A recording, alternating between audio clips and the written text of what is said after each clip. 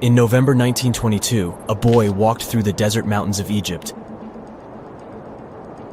and discovered some ancient steps carved into the rock. Subsequently, this find became one of the world's largest and most significant archaeological discoveries. This step was part of Tutankhamun's untouched tomb. Archaeologists found about 5,000 ancient objects, including jewelry, fabrics, painted vases, and funeral masks. You've probably seen one of them. It has become one of the most recognizable attributes of ancient Egypt. More than 100 years have passed since then, and now humanity has finally become close to another large-scale discovery, the tomb of Cleopatra. This queen was the last active ruler of the Ptolemaic Kingdom of Egypt, who sat on the throne from 51 to 30 BCE. There are many ancient records about Cleopatra, her reign, and her unusual personality, but until now, no one has discovered the secrets about her passing away in the burial place. So, one archaeologist, Dr. Kathleen Martinez, has been studying ancient records and temples around Alexandria for decades, and concluded that the tomb of the queen should be located under the ancient city of Taposiris Magna, founded in 280 BCE. It was a big city on the northern coast of Egypt, where tens of thousands of people were engaged in trade and industry, and it seems that Dr. Martinez's guesses turned out to be correct. She and a group of archaeologists have discovered a secret underground tunnel near Alexandria, with a length of about 0.8 miles. It was cut into the rock under Taposiris Magna's temple. During further excavations, they found many things that indicate Cleopatra's tomb lies in the tunnel's depths. It's also possible that she is buried there together with the Roman commander, Mark Antony. According to ancient records, Cleopatra and Mark Antony loved each other and together opposed the Roman Senate, which declared Antony a traitor. The fact that natural disasters have occurred on the territory of Taposiris Magna for thousands of years can complicate the excavations. Earthquakes and floods destroyed the city and possibly flooded its underground tunnels. But archaeologists hope the ancient tomb remains untouched, and that it hides many treasures and records about the royal life of ancient Egypt during the reign of the last dynasty. There's a chance that excavations will go underwater and in the mud. This will require much time and funding, but archaeologists are sure it's worth it. Anyway, it's too early to say that Cleopatra is really buried there, but scientists have found many things in the tunnel that confirm this, including clay pots, dozens of coins with the image of Cleopatra and Alexander the Great, as well as a bust with the image of the Egyptian queen. Cleopatra is still one of the most popular personalities in Egypt, on an equal footing with Ramesses III and Tutankhamun. She inspired many films, paintings, and books, but what made her so popular? She became famous for her inconsistency. She was a beautiful, intelligent ruler who pulled Egypt out of the crisis and made it a prosperous power. Medieval Arabic texts say she knew chemistry, mathematics, and philosophy, and may have written several scientific books. She knew several languages and had excellent diplomatic skills. At the same time, there are many legends that she was a femme fatale who drove many men crazy. However, there's no evidence that her beauty was incomparable. The image of a stunning model was created by Hollywood when it made several films where famous actresses performed the role of Cleopatra. And the Roman Emperor Octavian, the adopted son of Julius Caesar, specially created the image of Cleopatra as an insidious seductress because he was her enemy. Even though she was born in Egypt, Cleopatra wasn't an Egyptian. Her ancestors were Greeks, among whom was one of the generals of Alexander the Great. However, the people of Egypt loved her. She learned the language and was very sensitive to the traditions of this country. She knew the history, mentality, and customs of ancient Egypt well. She raised the level of its economy and strengthened its status as a world power. Much of this was made possible thanks to her cunning and impressiveness. She loved theatrical performances and lavish celebrations. She knew how to surprise people and put on a show. But behind the exterior image of a luxury lover was an intelligent and calculating ruler. Ancient Egypt was a rich, luxurious country, and Cleopatra did everything to increase its wealth and strengthen its position in the international arena. For example, she was once in conflict with her brother Ptolemy XIII. The queen knew that she wouldn't be able to resist him, so she decided to attract Julius Caesar to their side. The Roman emperor arrived in Alexandria, where Cleopatra wanted to meet him, but Ptolemy knew about her plans and was about to prevent her from coming to Caesar. Then, instead of a rich and noisy arrival, Cleopatra decided to make her visit inconspicuous. She wrapped herself in a carpet or linen bag the emperor's servants carried into Caesar's private chambers. Cleopatra emerged from the carpet and impressed the Roman emperor with her beauty and determination. As a result, they fell in love with each other and became close allies. After some time, she impressed another influential Roman for diplomatic purposes. She arrived to meet Mark Antony on a golden barge with purple sails and silver oars. Cleopatra was dressed in the image of Aphrodite and sat under a magnificent canopy. Her servants dressed like cupids and were blowing her fan and burning incense. But Cleopatra created such a show for a reason. She knew that Antony revered Greek mythology and considered himself the embodiment of Dionysus. As a result, he was so impressed with this woman that he ended up marrying her. Cleopatra defended her crown, strengthened her alliance with Rome, and bore Antony 3 children.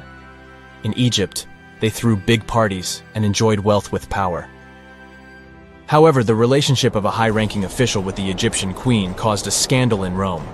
Octavian was Antony's primary opponent in the struggle for power, so he exploited the situation to darken the competitor's reputation.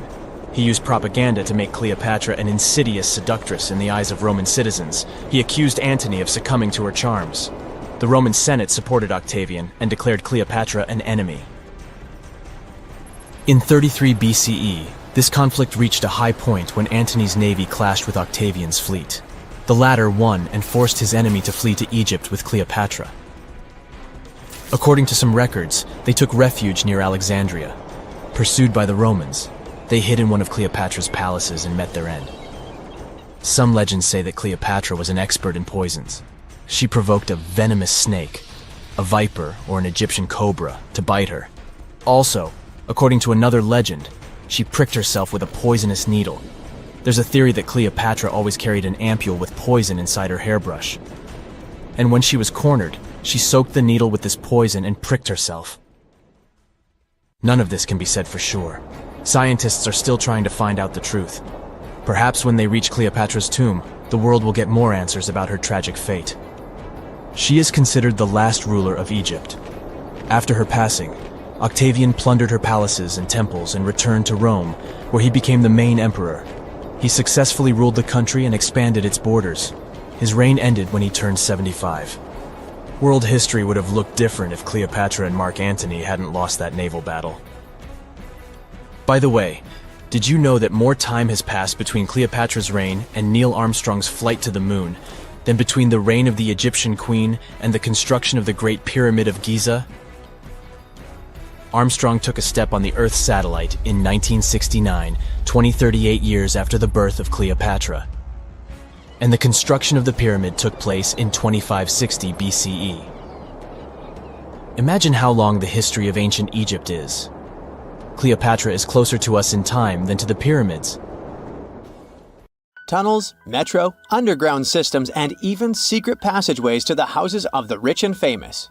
Why else do we need tunnels, you may wonder? To hide. Many cities have underground tunnels and even underground doppelgangers. Now let's make it clear. Those passages are normally not connected, contrary to the popular rumor claiming that it was possible to get from Scotland to Turkey using underground passageways built around 5,000 years ago. I mean, it sounds insane even today. Imagine building it back in the day. These tunnels have an official name, the Erdstall Tunnels, and they were most likely built in the Middle Ages. However, we still don't have the exact information about the date. The highest concentration of those tunnels are in Bavaria, Germany, but there are many of them in Great Britain and France too. Erdstall tunnels, a unique type of earthen passage found globally, are characterized by their narrow, oval-shaped corridors and tight choke points, known as schlups, or slip-outs. Despite speculation, their purpose remains a mystery. However, some of those tunnels have fireplaces and even vents, which might mean those were used primarily for shelter. Dating back to the Middle Ages, possibly as early as the 12th century, Erdstall tunnels lack archaeological signs and historical records, so it's not a surprise that there are many rumors about their use. Some scientists are sure those were storage spaces, though their narrowness makes this impractical.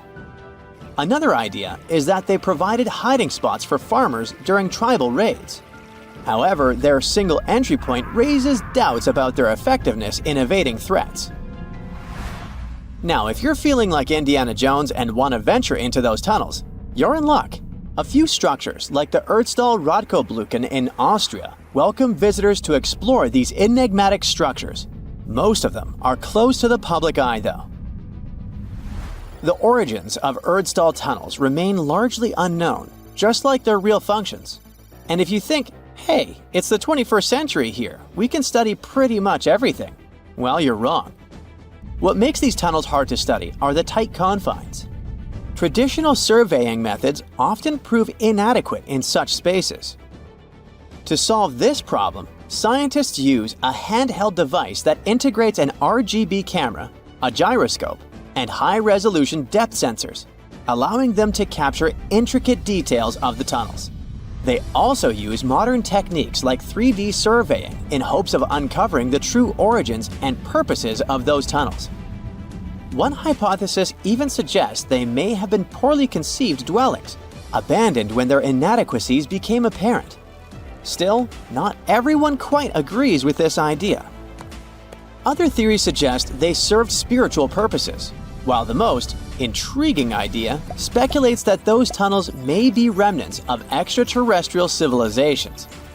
Experts believe they may have been used for practical matters, such as granaries or hiding spots from looters. As we don't have exact info on who built it and when, it may be pretty much anyone, even a sloth. Nope, I'm not a lunatic. Sloths can build giant tunnels. Check this out.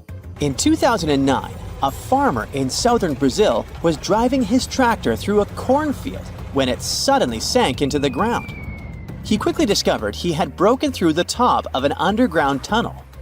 When researchers came to investigate, they found a tunnel around 6.5 feet high and the same 6.5 feet wide, extending about 50 feet long, right beneath the farmer's house. When they looked closer, they instantly saw deep claw marks on the walls. That was the proof the tunnel wasn't human-made. So that thing the farmer uncovered was a megafauna paleo burrow, a prehistoric tunnel dug by ancient creatures like giant ground sloths or giant armadillos from over 10,000 years ago. I know, it's hard to imagine those beasts, but let me help you. Take a hamster. Now, increase it to the size of an elephant. Don't forget, this 13-foot-tall hamster could also walk on two legs. During their time, around 15 million to 10,000 years ago, many species of sloths and giant armadillos roamed the Americas, some even digging similar tunnels.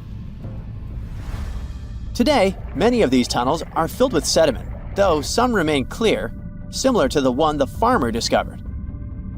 This 2009 find sparked significant interest, leading to the discovery of over 1,500 paleo burrows across southern Brazil, making it the era with the highest concentration of such sites worldwide. But no one knows exactly why there are so many of them in southern Brazil. While some paleo burrows exist throughout South America, none have been found in North America, which is weird since those huge sloths roamed the entire continent. The exact purpose of these large tunnels remains a mystery, but scientists believe they may have served as nursing spaces, temperature regulation, or hibernation areas. Tunnels likely developed over centuries as successive generations of sloths and armadillos expanded them. Now, let's take a look at Fugus. No, not the Japanese fatal delicacy, and no, not a town in New Guinea. To see them, we gotta travel to the UK. So Fugus are underground structures too, but they don't look exactly like tunnels. They are dry stone structures. They look as if a cave had been decorated with stones from the inside. There are only around 15 of them found so far, and most of them are located in Cornwall. According to the estimates, those tunnels were built about 2,400 years ago, and they're still in pristine condition, which is truly fascinating. I mean, back in the day, people had no cool machinery whatsoever, yet their structures still last. And if you dare to buy an apartment today, well, chances are you won't be too happy about the quality. Going back to our Fugus, there's nothing extraordinary about their supposed purpose. They could be used for spiritual purposes, as a place to hide, or a food storage. The latest application, though, is a bit weird. I guess it's not a secret for anyone that England is famous for its excessive humidity, and if you want to store your food properly, you gotta avoid the humidity at all costs. Otherwise, say welcome to mold and fungi. But ancient people weren't dull-witted at all, or they wouldn't have survived, and you and I wouldn't be around now. So they might have adapted those Fugus to store just some products, those that already had natural molds in them, assisting in the preservation of perishable food, like milk, butter, and cheese. But hey, those are just speculations. The true reason why they were built remains unknown. What makes Fugus unique is that they are intentionally built tunnels, not just excavated mines like those in Wales. They were crafted by digging deep trenches, lining them with stone slabs, covering them with capstones, and then filling over them, all of which took significant time and effort. Still, no matter how hard those were to construct, cities around the globe are often built over intricate tunnel systems, each unique to its location. For instance, Paris is famous for its extensive underground quarries, which were abandoned years ago, but still pose a risk of collapse in certain areas above. London boasts one of the largest tunnel networks in the world, including many that were specifically created for military purposes. In New York City, there are rumors of secret tunnels, while Los Angeles has old tunnels from the Prohibition era used for speakeasies. Many other cities also have their share of enigmatic tunnels, and surprisingly, Florida is no exception. It happened in the year 2011 in Ybor City. Near a former post office, flooding uncovered something weird, a section of an unknown structure. Back then, people didn't pay much attention to that, so it took another 7 years to discover something truly fascinating. This historic neighborhood was founded in the 1880s, but it remained unknown until 2018 that it also has a hidden tunnel network. We only learned of it because of renovation work. The exact purpose, of course, is unknown, but most scientists are pretty sure that they serve to connect to early gaming spots and the port of Tampa. Figuring out how extensive the tunnel network is tricky. In 2018, a historic home in Seminole Heights revealed locked doors leading to tunnels from the 1920s. One local even said he traveled through a tunnel for 20 minutes. Rumors suggest some tunnels connect to the Hillsborough River and Ybor City. Research is ongoing, but no new info has emerged yet.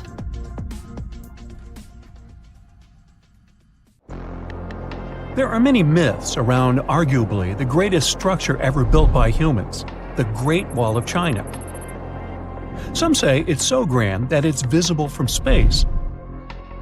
Others claim that you can see it from as far as the moon. Other theories suggest that the builders of the wall were left inside. Well, sorry to disappoint you, but all these impressive stories are just myths. But even with those stories busted, the Great Wall of China is an impressive and truly breathtaking structure. So let me tell you its true story. Today, China is one of the most populated countries in the world, counting as many as 1.4 billion residents. It's also one of the oldest nations in the world. It has 3,500 years of continuous written history, but the civilization existed long before that. There is a theory that while the European continent, for example, was most likely reached by humans from Africa, China wasn't populated by settlers that came from somewhere else. Some people believe that the Chinese civilization got formed from local Stone Age people who lived on the territory since the prehistoric period. So now, the Great Wall of China. It's truly big even by today's standard, stretching for over 13,000 miles. To imagine it better, it's almost 5 times the distance between New York and Los Angeles, or even a bit greater than the distance between the North and South Poles. Even in modern times, people have never built anything close to this big. Of course, it didn't take a day to build the Great Wall of China. Keep going. In fact, the wall was being built for centuries. Maybe you know that ancient cities had walls around them to protect themselves from invaders. Yes, Chinese cities had them too.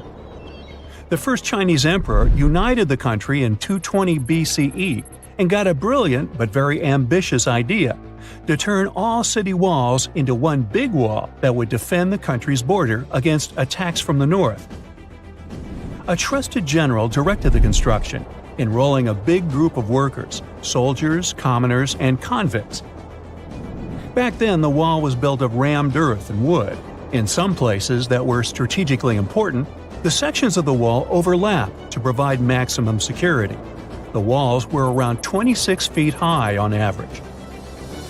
But the Great Wall didn't yet look like the construction we know today. Every next emperor would pick up the big wall project, strengthening and extending it, repairing, but also modernizing construction techniques. Some used bricks to build it, others moved on to granite and marble blocks. Watchtowers and platforms weren't there from the beginning as well. They were added by Ming emperors. The watchtowers made it possible to communicate with other parts of the wall through smoke and fire messages. So, the wall is quite inconsistent in terms of material, but it only adds more charm to the construction and shows how much effort and time it took. The reasons why some parts of the wall have been standing for centuries and are still in good condition is glutinous rice flour. Turns out, this sticky rice mortar is almost like cement. It's very strong and waterproof, sealing the bricks so tightly together that even sneaky weeds can't grow between them. You may also notice that some bricks have writings carved on them. They were left by the workers who were building the wall. The purpose of those writings is quality assurance. They contain such information as location, quantity, and responsible officials. So, in the case of some problems with the quality of materials or constructions, it would be known who should be held accountable for it. Recently, a research group has looked through official historical documents of the Ming Dynasty that ruled China from the 14th to the 17th centuries. They came across records of secret doors in the Great Wall, so they decided to find them. They used a flying robot to capture continuous centimeter resolution photos of the wall. They photographed 90% of the wall that was built during the Ming Dynasty and discovered the remains of over 220 secret doors along the wall. Some of them have a specific width and height that allows only one person to go through. Others are large enough to allow 2 horses to pass at the same time. Why are the doors there? Well, the Great Wall's main goal was to protect the country from the enemy. Building doors that could let the enemy in would undermine the whole point of having a wall. So, of course, the doors were secret passages. They perfectly matched the surroundings topographically, and the exit on the outside was camouflaged with bricks so that it was almost completely indistinguishable from the brick wall. The wall was never just a defensive wall, and it was never completely closed. It could be opened on demand. It was also a structure used for trade and commerce, communication between inside and outside the wall, and of course, for defense and spying. Some doors were used for trade with the other side. Through smaller doors, a person would sneak out to spy on the enemy that lived on the other side. The hidden gates were also useful for a sudden attack. As you remember, some gates were camouflaged with brick on the outside. The exit was so indistinguishable that the enemy had no idea exactly where it was located. The inside entrance for Chinese soldiers was hollow, so they could walk through the wall and break the camouflaged exit gate from the inside, starting their surprise attack. Now, even though the main point was to prevent outsiders from getting into the city, the wall wasn't too effective on that matter. It could still be climbed over or marched around. So the wall was being watched at all times, and the guards gave signals to the troops if they saw the enemy approach. Also, the wall provided more time to mobilize and bulk up the country's forces or lure the enemy troops into a difficult strategic position. The construction stopped at the end of the 19th century. The wall lost its strategic and military importance due to technological advances. Over the centuries to today, only 8% of the Great Wall is in good condition, and the rest is damaged. Also, around 1/3 of the wall has disappeared without a trace, due to both natural erosion and human damage. I guess you could say it's now just a pretty good wall. As you remember, the first parts of the wall were built out of rammed earth and wood. These are not the most unfailing materials if we're talking about thousands of years. Also, destructive farming methods have turned large areas into a desert and contributed to erosion.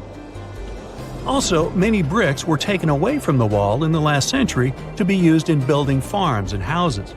The wall is being deconstructed stone by stone even today, but this time by tourists. Quite a few of them take a stone as a souvenir. That's a total of a lot of stones, considering that over 10 million tourists visit the Great Wall every year. Since 1987, the wall has been a UNESCO World Heritage Site, highlighting that it has an outstanding importance to humanity. The wall is one of China's 56 World Heritage Sites, second place among countries with landmarks protected by UNESCO. Who's first, you ask? Well, the top spot, with 58 World Heritage Sites, belongs to Italy. And do you know that the wall isn't only a famous tourist attraction, but also the location of the Great Wall Marathon? It's a marathon that was established in 1999 and is one of the most challenging ones in the world. You guessed right, people run along the wall, including all the steps. There are 3 distances, so that participants can run a full marathon that is 26 miles, a half marathon that's 13 miles, or just have a fun run of 5 miles. There are countless doors all over the world that haven't been opened for decades, and even centuries. The question is why? It seems that nowadays you can open any door you want. The truth is that some doors were sealed for a grave reason. And so far, nobody has found out what treasures and mysteries they hide. Here are 4 doors that keep their secrets all too well. The Taj Mahal. First up, we've got the Taj Mahal in India, one of the most romantic places in the world. Shah Jahan commissioned it in 1631 and dedicated it to his 3rd wife, who he loved like crazy. They were married for 19 years and had a whopping 14 kids together. But unfortunately, she passed away while giving birth to their last baby. Shah Jahan was heartbroken and decided to build an epic tomb to remember her by. The construction took a whopping 20 years to finish. The building has quite an interesting layout. The design is super unusual with these 4 massive 130-foot tall minarets that stand on the corners of a huge platform. They're not just there for looks. Back in the 17th century, architects were having some serious issues with buildings collapsing under their own weight. So, the chief architect of the Taj Mahal made sure to place those minarets as far away from the tomb as possible. And he even tilted them in a way so that if they did fall, they wouldn't wreck the rest of the Taj Mahal. Talk about planning ahead. The Taj Mahal is hiding some crazy secrets. There are sealed rooms all over the place that nobody is allowed to enter. And if you check out photos of the building from the riverside, you can spot 2 basements. But guess what? They're sealed up too. Nobody knows what's inside or why they've been locked up since the time of Shah Jahan. Apparently, there's a good reason why those rooms are off limits. Some researchers think that they were built using marble, which turns into a different substance called calcium carbonate if it's exposed to carbon dioxide.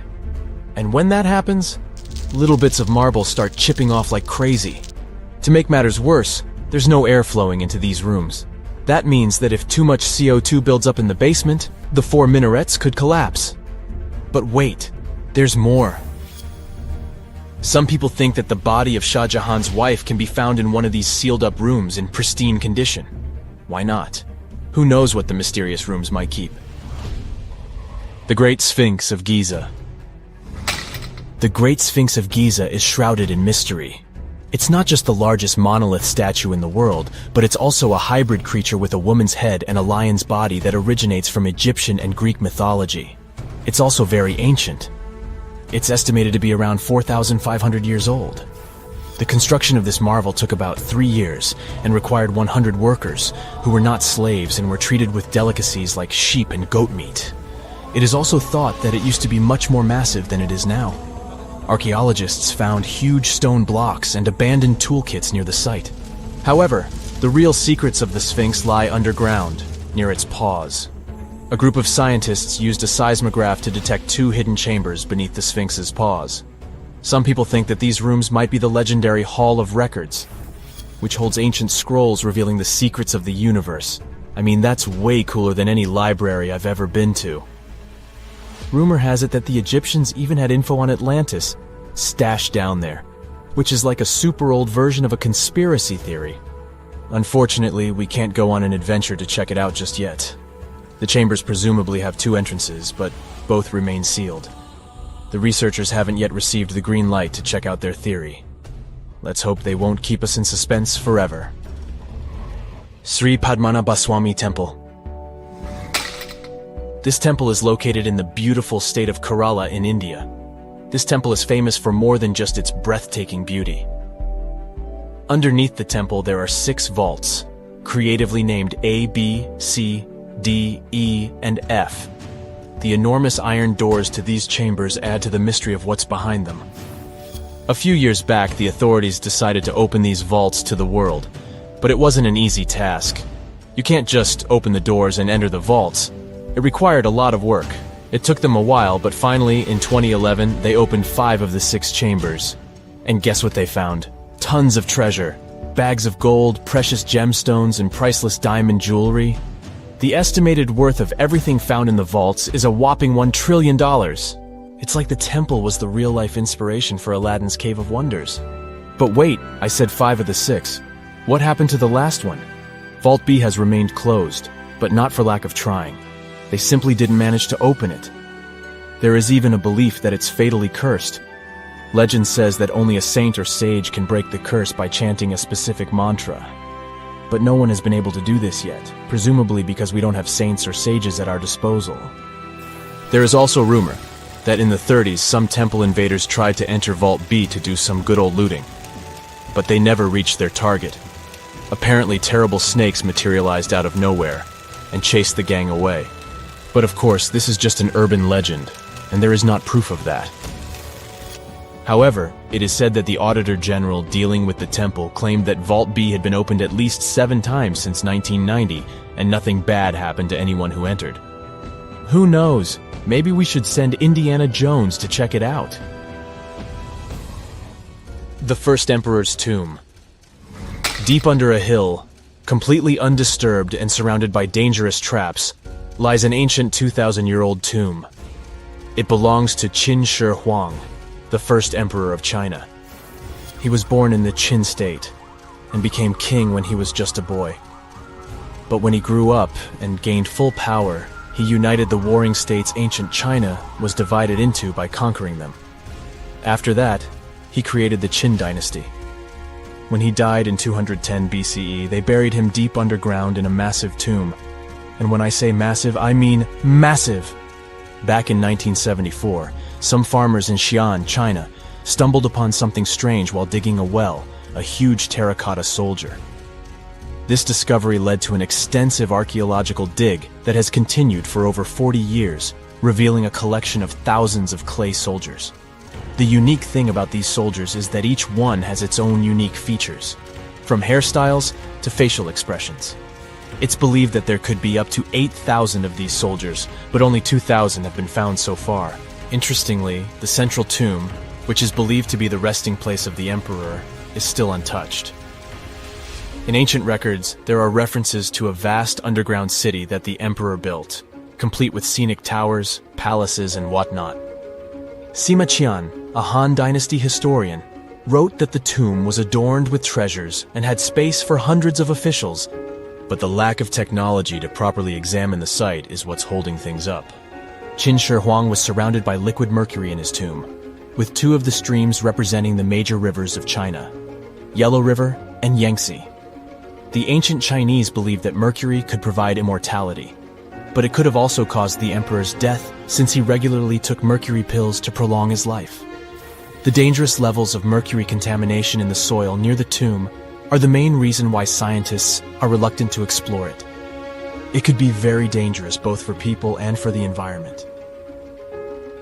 Now, if I had to choose which door to open, I'd probably go for the one that doesn't lead to a tomb surrounded by poisonous mercury. Call me crazy, but I'd like to avoid any potential health hazards. We're in Siberia. It's so cold here that freezing gusts of wind are burning your face.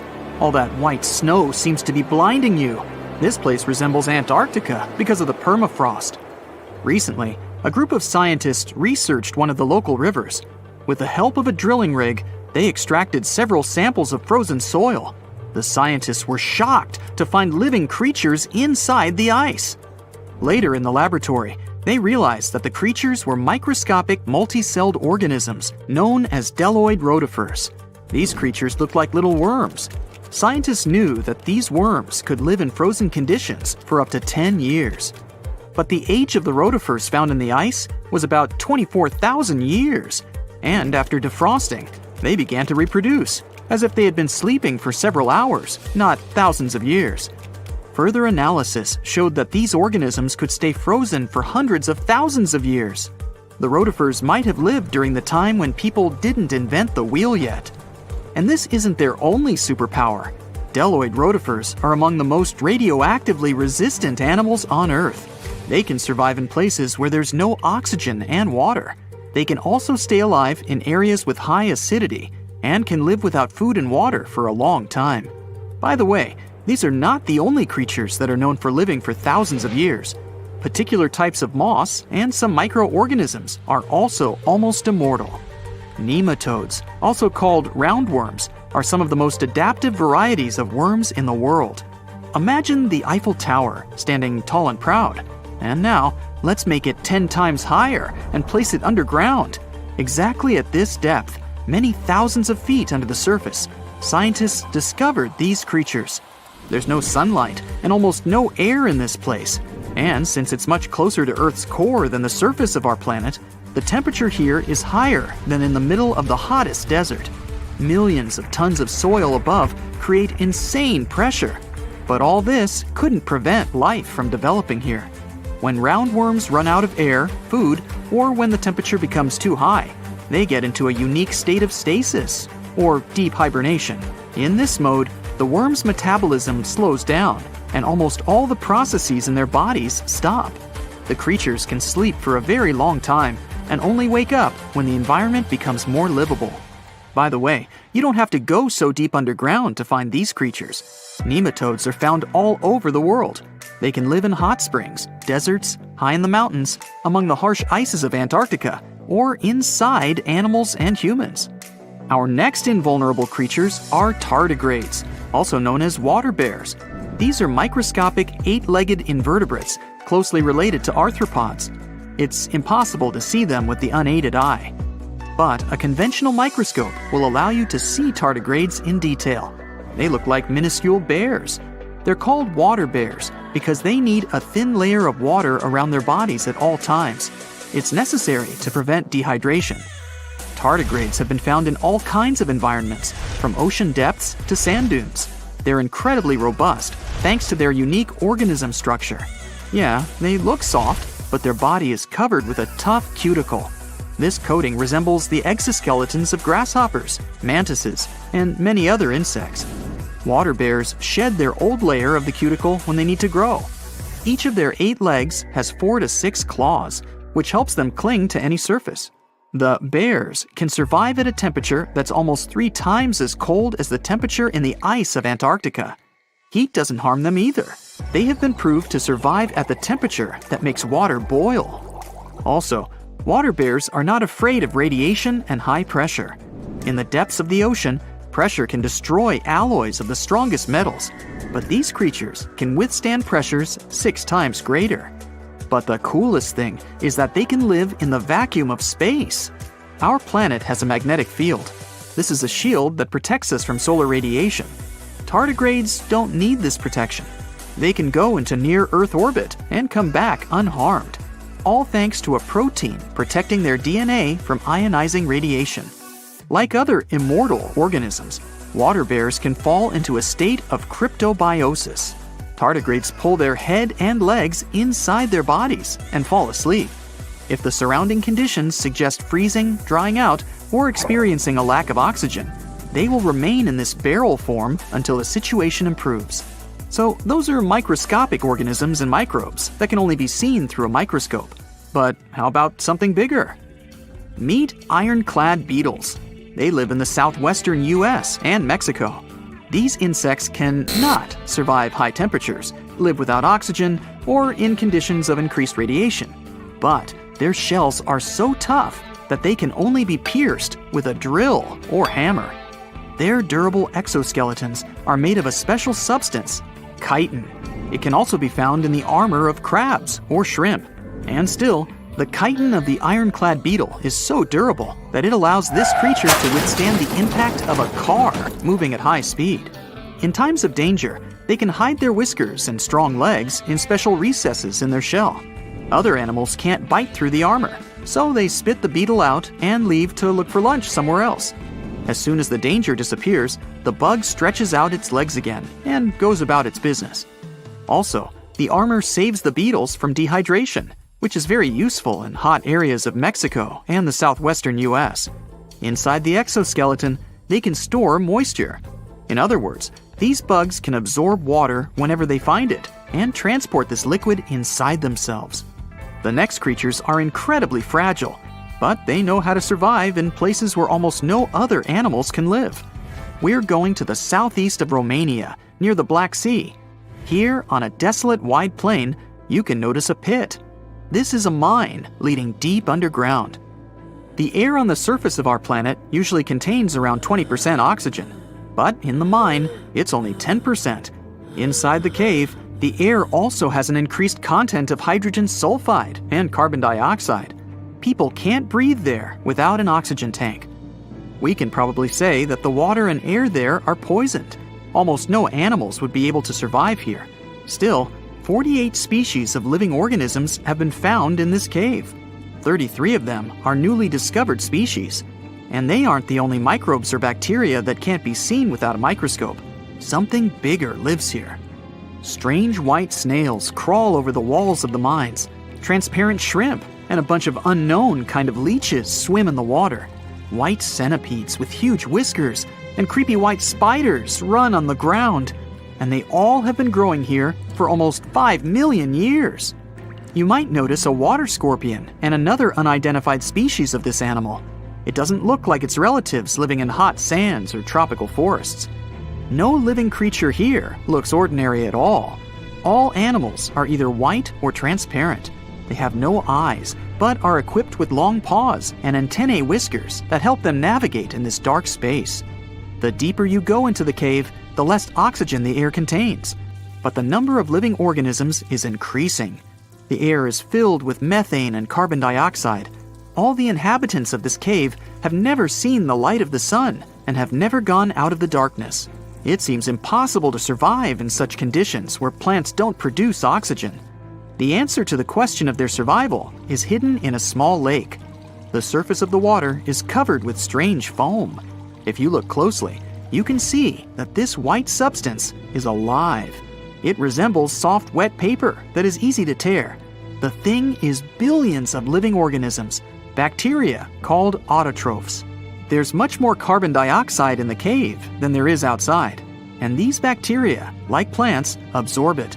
But they don't do this with the help of photosynthesis, which means they don't need sunlight.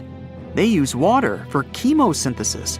What these bacteria secrete is food for other bacteria, and these other bacteria are food for bigger creatures. A unique food cycle that you can't find anywhere else on the planet only exists here. Is the first day of your long-awaited trip to the Amazon forest. You flew all the way to South America. More specifically, you landed in the city of Manaus. It's the heart of the Brazilian Amazon. So far, you've traveled by air, car, and now water. You are on a tiny boat, moving through the dark waters of the Amazon River. Yes, the river is also called the Amazon. And just FYI, it's the second longest river in the world. It loses only to the Nile River in Egypt.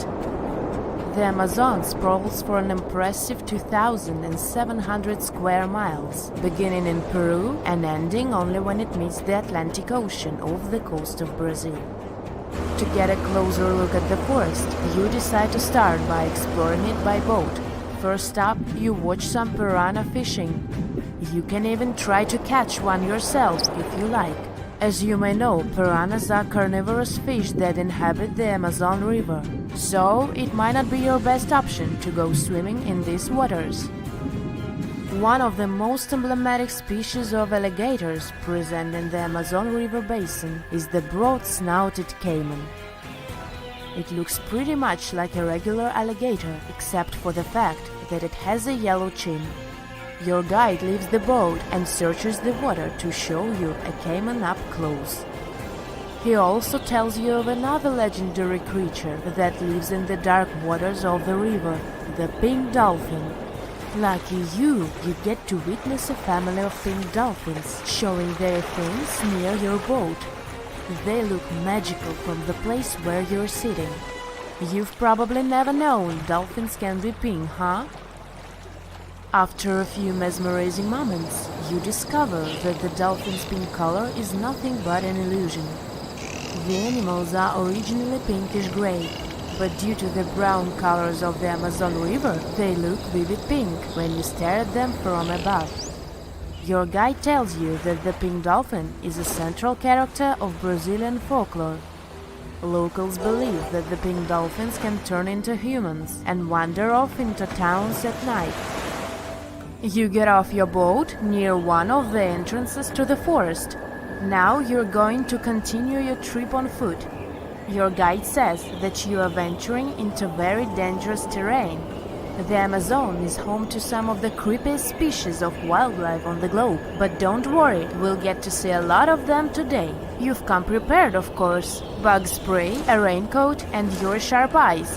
Inside the jungle, you need to be alert at all times. You may have heard legends of the anaconda, a snake that can swallow animals as big as a cow in one go. Sorry to break it to you, but those are not just legends. Reptiles like these do actually exist. They live deep in the jungle. Is it right there, moving between the trees? Is it a spider? The so-called Goliath bird-eater is a monster spider. Its legs can grow up to a foot in length, and the spider itself can weigh around 6 ounces. It's also known as the king of tarantulas. You shouldn't get too close, of course. It's not venomous to humans, but its bite can surely sting. As its name suggests, the Goliath bird-eater can even eat birds, as long as they are smaller than it is. Up next, you run into another species of spider that draws your attention. This one is so tiny that you almost don't see it. It's known by the popular name of the decoy spider. You see one of its creations, a gigantic spider built by the tiny Cyclosa spider in order to scare off large predators. This is as amazing as it is creepy. A spider that uses the remains of other insects and dry leaves to create the image of a large spider on its web. If it fools predators, perfect! But to us humans, this work of art looks almost endearing. Who knew there were artists in the arachnid world? Near a small lake, you witness a unique scene. A large snake is slowly slithering its way toward a lizard that is resting on a rock. The lizard seems obvious to the presence of the dangerous reptile, but right as the snake is preparing to attack, the lizard flies the scene in its iconic way. The so-called basilisk lizard is famous for its ability to walk on water, or rather run across the water. This isn't an illusion, just a matter of balancing. The small lizard moves its legs on top of the water very fast, while its long tail serves as a counterweight. I wish I could do that. If you've ever wondered what a frog looks like on the inside, you've come to the right place. Right in front of your eyes, there is a rare local species of frog. It's known as the glass frog. This species of amphibian has a type of transparent skin that is completely see-through. In other words, you can see the frog's interior with astounding clarity. It's as if you had X-ray vision. Moving on with your journey, soon you come across a pond. Floating on its water is probably the biggest water lily you've ever seen in your life. These huge plants are also known as the Victoria Amazonica. They can measure up to 8 feet across and hold the weight of a grown-up person. But I wouldn't recommend trying to climb on it if I were you. Just cause, you know, it's the Amazon forest we're talking about. The wildlife here is amazing, but the forest itself is also a sight. There are over 80,000 species of plants and trees grown in the Amazon rainforest. In fact, you can find 10% of all the world's wildlife in this jungle.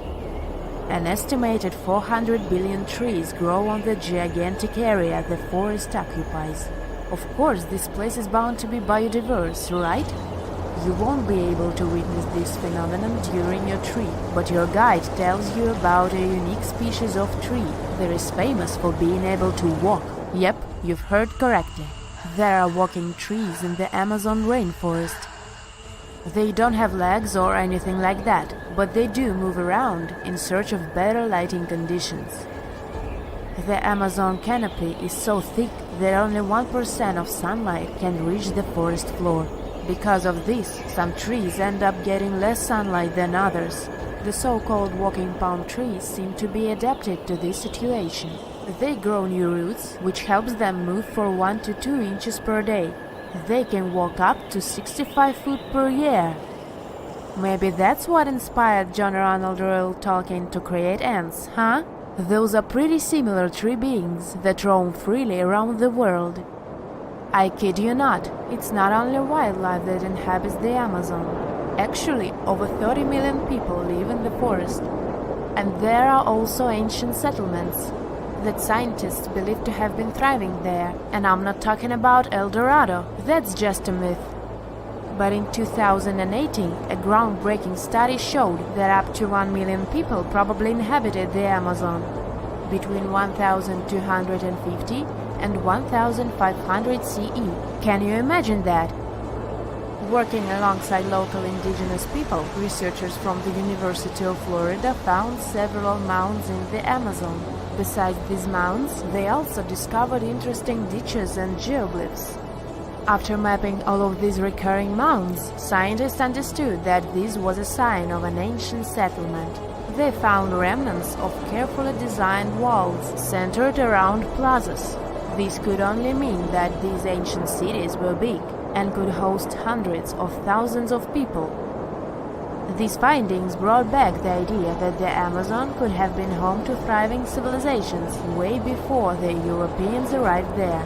But rather than cities drenched in gold, they were simply well-developed agricultural societies. A comfortable abode with a gorgeous view of the Mediterranean Sea will serve as a perfect rain shelter. Well, this is what a real estate advertisement might have looked like for Neanderthals 100,000 years ago. Welcome to the weird and wonderful caves you could live in, or not. Of course, back then, neither real estate and advertising had been invented yet. Never mind the fact that Neanderthals couldn't build houses and often lived in caves. Yet, one of those caves looks an awful lot like a residential building. It's situated inside a high limestone cape called the Rock of Gibraltar. If the Neanderthals had had an economy, the caves inside this rock would have cost a bundle. Navigators discovered it in 1907. They just spotted a big hole inside the fortified rock. For many years, scientists have studied this place and found some traces of Neanderthals. They discovered ancient tools in the cave and bones of old animals. But the coolest thing was, they found 4 caves inside the rock. It was like a residential complex. Neanderthals lived alongside neighbors and helped each other hunt and fish. They created feather decorations and painted abstract drawings on the walls. Imagine our ancient predecessors hanging out in these caves 100,000 years ago. And now, scientists hang out there and study the primeval past of Neanderthals in detail. At the end of 2021, archaeologists uncovered a gap inside one of the caves leading to an unknown tunnel. They crawled through this hole and opened a new space under the cave roof. This place has been closed off from the outside world for over 40,000 years. And it seems it was one of the most prestigious apartments in the entire mountain complex. It has high ceilings with ancient stalactites. The ruined stone curtains divided the apartment into several rooms. Scientists also found the remains of ancient animals and scratches on the walls. It seems that Neanderthals had never lived here, but they used to visit this place. Archaeologists found the shell of a sea snail called dog whelk. One of the Neanderthals brought it here for some reason, but the primary owners of this place were hyenas. These caves show that Neanderthals were closer to humans than to monkeys. They had a way of life and even some customs. There's still a lot of work ahead, and scientists hope to find new rooms inside this rock.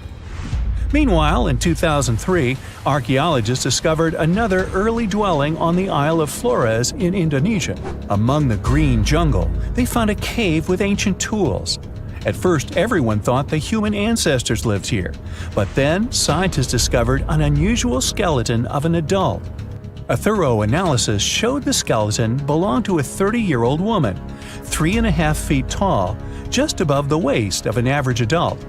The woman's weight was equal to the weight of an adult shepherd. The skeleton didn't belong to Neanderthals or Australopithecines. It was a new unknown species, which scientists called Homo floresiensis, or simply the Hobbit. Also, there were remains of unusual ancient animals in the cave. It was an elephant the size of a cow, some large storks, and giant rats. Archaeologists have found out that hobbits were not the owners of this place. The main inhabitants were the rats the size of a cat. Maybe they were fighting the hobbits.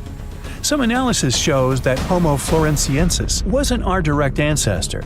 They were in a separate branch of evolution. The hobbit skeleton looks more like that of a monkey than of modern humans. In 2009, in the dense jungle of Vietnam, archaeologists discovered Son Don, the largest cave in the world. If you go inside the cave and shout, you'll hear your echo a long time. In some places, the height of this cave reaches half the height of the Empire State Building, and the total area is larger than one central block of New York. Son Don is one of the 3 caves in the Vietnamese jungle. Many intricate mazes connect these caves. Inside, you can find unique plants and trees that live separately from the outside world. It's a real underground jungle. In some places, you can find collapsed ceilings that let the sunlight in. Besides unusual trees and plants, ancient stalactites hang there. Some limestone deposits are more than 450 million years old. They were here even before dinosaurs appeared. There are also many rivers in the cave. Rainwater coming down from holes in the ceiling has formed them. Fast streams resemble slides in a water park. They lead to unknown underground labyrinths. Scientists have studied only a small part of all these caves. The next unusual cave is in New Zealand. Hundreds of thousands of fireflies live inside. Each of them glows with a blue light. Together, they light up the cave. It may seem to you that you're on another planet, but you can't stay there for a long time. Special air measuring devices are everywhere. Scientists monitor the level of carbon dioxide necessary for the normal existence of fireflies. These insects are sensitive to the environment. If there are many people in the cave, or they stay there too long, the park staff will ask them to leave the place. It's like you're literally stealing oxygen from the fireflies. We've seen some pretty amazing caves so far, but how about a scary one? We're going to the desert of Yemen's Al-Mara province. What we're looking for is not a cave, it's just a black hole in the ground, right in the middle of the desert. It's big, the size of a basketball court. It's not its size that could scare you, but what's inside. Scientists are still not sure what it is. From the depths of this black abyss, a disgusting smell of rotten eggs constantly comes out, and sometimes you can hear some strange, frightening sounds. The blackness of the giant hole in Yemen absorbs all the sun's rays, so you won't see what's there even with a powerful flashlight. People flew over this place by helicopter. They filmed using drones and the most powerful lenses, but they didn't catch anything except darkness. It looks like a big ink spot in the middle of golden sand. The locals are afraid to approach this place. They believe the cave leads to another dimension where evil creatures live. At the moment, the giant hole in Yemen is one of the most poorly studied and mysterious phenomenon of nature. How did it appear? How old is it? Where does it lead? Scientists are trying to find the answers to these questions. There are theories that the hole appeared because of construction work. Geologists drilled the soil nearby in search of minerals. It could have caused fluctuations in the Earth's crust and collapsed the surface. But no one can prove this theory, yet. And now, imagine a place where sunlight has not penetrated for more than 5 million years. There's little oxygen, and it's cold and damp. Still, life is born in this place, not only microbes and bacteria, but also something bigger. The living conditions in this cave are very different from the usual ones, so, in a sense, this cave is like another planet. It's the Movil Cave in the southeast of Romania, near the Black Sea. The entrance is a small hole in the ground. Inside, a tunnel leads deep below the surface. The levels of hydrogen sulfide and carbon dioxide are above normal inside the cave. The air here is half as much oxygen as on the surface. People can't be here without an oxygen mask, but other creatures living here can. The cave is home to 48 species of living organisms. 33 of them are unknown. Here you can meet some unusual insects, white snails and white spiders, millipedes with huge whiskers, transparent shrimp, and unique species of leeches. They all live here thanks to the little bacteria autotrophs. They absorb carbon dioxide and release food particles. Bacteria feed on it. Other larger organisms feed on these bacteria, and some bigger organisms eat those little ones. In the end, everyone gets food. In this cave, evolution has created a biological system separate from the rest of the world. On October 30th, 1759, the inhabitants of the Middle East were jolted awake by an earthquake. Cracks appeared in the walls of their homes, roofs began to crumble. People ran out of their homes and gathered in open areas. But because of strong shocks, they kept losing their footing and falling. A month later, there was another earthquake, but it turned out to be even stronger. Trees broke, houses collapsed, deep cracks appeared in the ground. The disaster lasted for 2 minutes. Oases, roads, and cities were destroyed. Incredibly, Baalbek's ancient buildings withstood earthquakes. Some historians state that this majestic and mysterious place was built during the Roman Empire, but many researchers disagree. Whatever the truth is, the city is one of the main archaeological phenomena of humankind. The most amazing building of Baalbek is the Temple of Jupiter. The inhabitants of the Roman Empire believed that Jupiter held power over lightning and thunder. The building looked like a platform with 54 columns. A massive roof rested on these columns. Today, you can only see 6 70-foot-high columns. Each of them consists of 3 sections and resembles a pencil. The cores of these pencils were made of lead. This made the columns exceptionally strong. Each of these pieces of stone weighed an incredible 80 tons. That's the weight of 35 Ford Explorer SUVs. Look, this is the largest block in the Great Pyramid of Giza. But compared to the blocks from Baalbek, it doesn't even look that impressive. The foundation under the Temple of Jupiter was preserved. That's how specialists figured out it consisted of about 25 monolithic stones, weighing 450 tons each. It means that the blocks from Baalbek weigh almost 4 times more than the blocks from Egypt. There are 3 more enormous limestone blocks in the foundation. They weigh 800 tons each. This is more than twice the weight of a Boeing 747 plane. Ancient builders must have had a hard time carving such giants from a piece of stone. And after that, they also had to pull them to the construction site and lift them to a significant height. Repeating these logistics would probably turn out to be a nightmare for present-day builders. To do this amount of work, they would need modern equipment. But Baalbek's constructors didn't have trucks, cranes with circular saws, or electricity. How did the builders of the past manage to do this? Scientists have a theory that includes ropes, winches, and lever systems. Naturally, the engineers of the past made all the gadgets from wood. Around 3,000 feet away from the ruins of the temple complex, there's a quarry. Archaeologists suppose that's where the stones for the construction were cut. They found a block of limestone there. It seemed to be too large, even for this incredible place. The monolith got called the Stone of the South. It was 65 feet long and 13 feet wide. The ancient builders didn't have time to completely separate it from its mother rock. A group of scientists from Austria estimated that this piece of limestone weighed more than 1,000 tons. That's like 3 Boeing aircraft or 160 African elephants. There was another surprise awaiting the archaeologists near the Stone of the South. It was the second monolith that weighed more than 1,200 tons. But the ancient builders didn't stop at that. They continued to work. In 2014, in the same quarry, German archaeologists unearthed a block that weighed 1,650 tons. No one has figured out yet why people of the past needed a piece of stone that weighed as much as 125 school buses. It's also unclear how they were going to move this giant and why they didn't finish the job. In any case, this third monolith is the largest processed piece of stone in human history. There are more questions than answers. Some researchers believe that people of the past had high-tech equipment. Others don't think so, but are eager to understand how the builders managed to move those stones. There's a huge number of ancient buildings and artifacts on the planet. Lots of them make researchers scratch their heads. Near the Pyramid of Djoser in Egypt, archaeologists have found a network of tunnels. This place is called Serapeum. It contains 24 sarcophagi weighing from 70 to 100 tons. The giant boxes are carved from a single piece of granite and covered with heavy lids. The sarcophagi are perfectly symmetrical. To the touch, their walls are as smooth as glass. Even with the current level of technology, this is very difficult to do. But the ancient Egyptians managed this feat. The Lycurgus cup is a priceless artifact and example of ancient nanotechnology. It's made of glass that can change its color.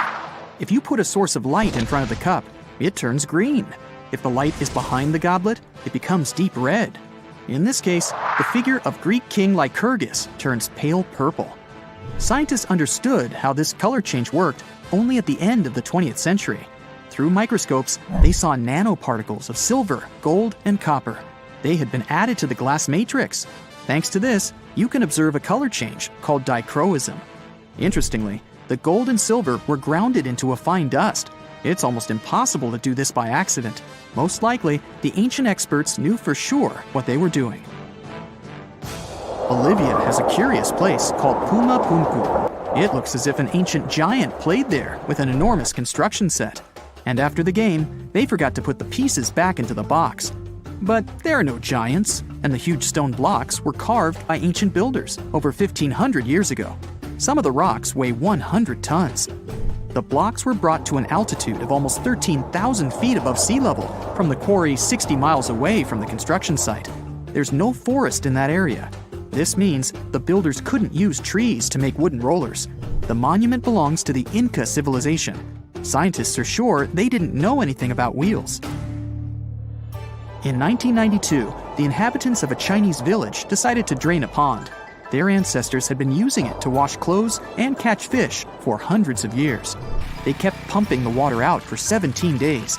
At the bottom of the reservoir, they made an unexpected discovery. The villagers saw an entrance to a cave going down to a depth of 100 feet. The incredible find was named the Longyu Caves. Unknown builders carved out 320,000 square feet of galleries. There are separate rooms, bridges, pools, and columns that support the ceiling. The walls of the cave are covered with strange carved lines and patterns. Scientists haven't found any information about who built the caves and why they did it. The construction technology also remains a mystery. Antonio Stradivari lived in Italy in the 18th century. He created musical instruments. More than 600 of his works have survived to this day. 500 of them are violins. One of the instruments was sold at auction for $16 million. The violins made by this master sound clear and deep. Researchers can't understand why Stradivarius instruments produce such unique sounds. Perhaps it's all about the varnish the master used to cover the violins. The answer may also lie in the wood the instruments are made of. In those days, Europe had a cold climate. Because of this, the wood became denser, and the instruments made of it sounded especially pleasing to the ear. In the Indian city of Delhi, there's a 23-foot-high pole. It weighs 6.5 tons and is made of 98% wrought iron. The 1,600-year-old pillar has no signs of rust or decay. Scientists believe that the monument is so well preserved thanks to the dry weather and the chemical composition of the metal. It might be resistant to corrosion. And still, researchers don't know how the blacksmiths managed to make an iron pillar that's not afraid of rust. It seems like a tough feat, even for modern metallurgists. The Al-Nasla rock is divided into 2 parts by a perfectly straight slit. Each boulder stands on a small pedestal. Some people believe this is the evidence of ancient laser technology. But geologists think the split happened due to the ground shifting or natural vibrations that occurred under the rock. This process led to the appearance of the crack. It had been deepening for thousands of years, and gradually, the natural monument took the form you can see today. Ah, that's funny. Well, everything is when you're a giant hyena, Pachecrocuta. If you want to picture how animals from ancient times look like, just imagine them way bigger with larger and sharper teeth. And wait, like that isn't enough? Yup, you had to be one mighty beast to survive in such times when everything around you is like 5XL. This hyena was up to 3 feet tall with a weight of 400 pounds. That's the size of a modern lion and around 3 times bigger than today's hyena. The ancient one also had shorter legs, which is also the reason plenty of prehistoric creatures went extinct. Over time, they ran out of food, but couldn't run fast or long enough to catch prey. Also, they couldn't escape quickly enough if there was some bigger guy nearby. Ancient and modern hyenas have quite similar habits. Diet, meat, and meat. They both prefer to steal food from other usually smaller predators rather than go hunting on their own. And of course, they're both always smiling at everyone around. Cheese! You always somehow picture sharks as those marine animals we should be afraid of, right? Not whales. They're mostly good-natured, eating their plankton, spraying out water through that hole in their backs and stuff. And of course, they could get a little clumsy from time to time, so they turn over a ship. Anyway, they're not that into hunting humans. Well, if we all lived in the time of this 50-foot, 50-ton whale, Leviathan, I like to call Toothy. Let's just say going to the beach would never be the same. The beast weighed like 6 elephants and was longer than a truck. Oh yeah, about that Toothy thing? This whale had teeth longer than your palm and a quite refined hunting instinct. So it went after all marine animals, including other whales too. Its only rival was the megalodon itself, the only biggest and scariest shark that ever lived on our planet. Okay, of course, this list is full of giant and dangerous animals with extra sharp teeth who you're certainly glad they went extinct. But there's also some close relative to a human ancestor here too. Hello, distant cousin? Paranthropus. So our cousin P had a big brain, well, at least for those times, and good reflexes, which is why they could defend themselves against some bigger and less brainy creatures that were after them. They mostly ate plants, roots, nuts, soft fruits, young leaves, probably insects, and seeds. They were around 5 feet tall and 150 pounds in weight. Not that big compared to other prehistoric mammals, but still big enough to survive those tough times. Way to go, P! The next one is, yes, I'm very happy these things went extinct, prehistoric mammal, Gorgonopsia. They were something between mammals and reptiles with, of course, very, very big 5-inch saber-like teeth, an 18-inch long skull, and the size of a modern bear. At their beginnings, these guys were really small, no bigger than a dog. After a while, evolution did its thing and turned them into the biggest carnivores of their time, which was over 250 million years ago. I wasn't around then. Scientists still don't know if they had clear skin, fur, or scales, but they do know these beasts had rather long legs compared to the rest of their body, which means they could run much faster than many other animals from those times. Andrewsarchus, or Andy, my nickname for it, is everything you would attribute to today's predators, such as tigers, wolves, or hyenas. Only a bit more intimidating version, of course, with extremely sharp teeth. Who would have thought the biggest meat-eating mammal that ever lived is actually a part of the family where pigs, camels, and antelopes came from? It had the size of a modern bison, with a weight of at least half a ton. Andy wasn't that picky with the menu, so it went after most other animals that lived back then, which was around 40 million years ago. It seems ancient times were those where tigers or some other predators were afraid of pigs, unlike today. Yup, step back, Terminator pig, Entelodon, is on its way. Okay, research actually showed they were more like hippos, whales, and its cousin Andy. But this cool nickname has already been given, so we can't go back. Early Terminator pigs were no bigger than today's swines, but they grew to become cow-size over time. They also had short snouts, but a couple of million years later, evolution decided that's not scary enough and made their lower and upper jaws much longer. Oh, and they got an even sharper set of canines, a special How to Creep Your Rivals edition. Phew! Finally, an ancient mammal we don't have to be afraid of. Well, at least if we're not in its way, because if this giant accidentally stepped on you, squish. But at least its menu consisted of plants, so we would be safe at some point. Let me introduce you to the gentle giant thunderbeast, Brontotherium. It had quite a sturdy nasal horn, weighed 3 tons, and was 16 feet in length, which is bigger than a modern rhino. The size, unfortunately, didn't help it much. Andy was always just breathing down its neck, preying at it and its companions. Such a list definitely can't go without the menacing saber-toothed cat. Around 4 feet long, 100 pounds, agile, completely capable of hunting in coordinated packs. But you know cats, they like to brag about the catch they got on their own. That's our Megan, Megatherion. You can find her and her companions all over the world, in Europe, Asia, North America, and Africa. Now, we often think all big cats are into running after their prey, but Megan wasn't built for speed at all, nor did it sprint after her prey like some other cats. No, she preferred to wait for the prey to get closer. She would choose a good spot, climb up some tall tree, hide, and simply chill. After a while, some innocent herbivores would go there to drink some water, and bam! Surprise! Megan's down. Her hunting style is something we see in leopards today. Teeth were her main weapon, so gotta watch out for those big upper canines.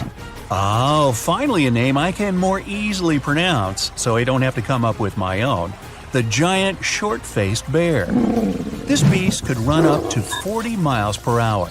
After it cornered its prey, the bear would rear up to its full height, 13 feet, so the poor animal knew nothing good was about to come.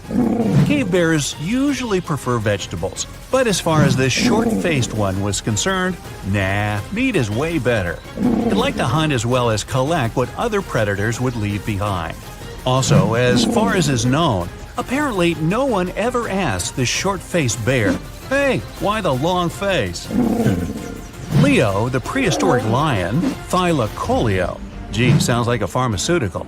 Anyway, 5 feet long, 200 pounds, insanely strong jaws, sharp teeth, long retractable claws, muscular body. Hey, it's me.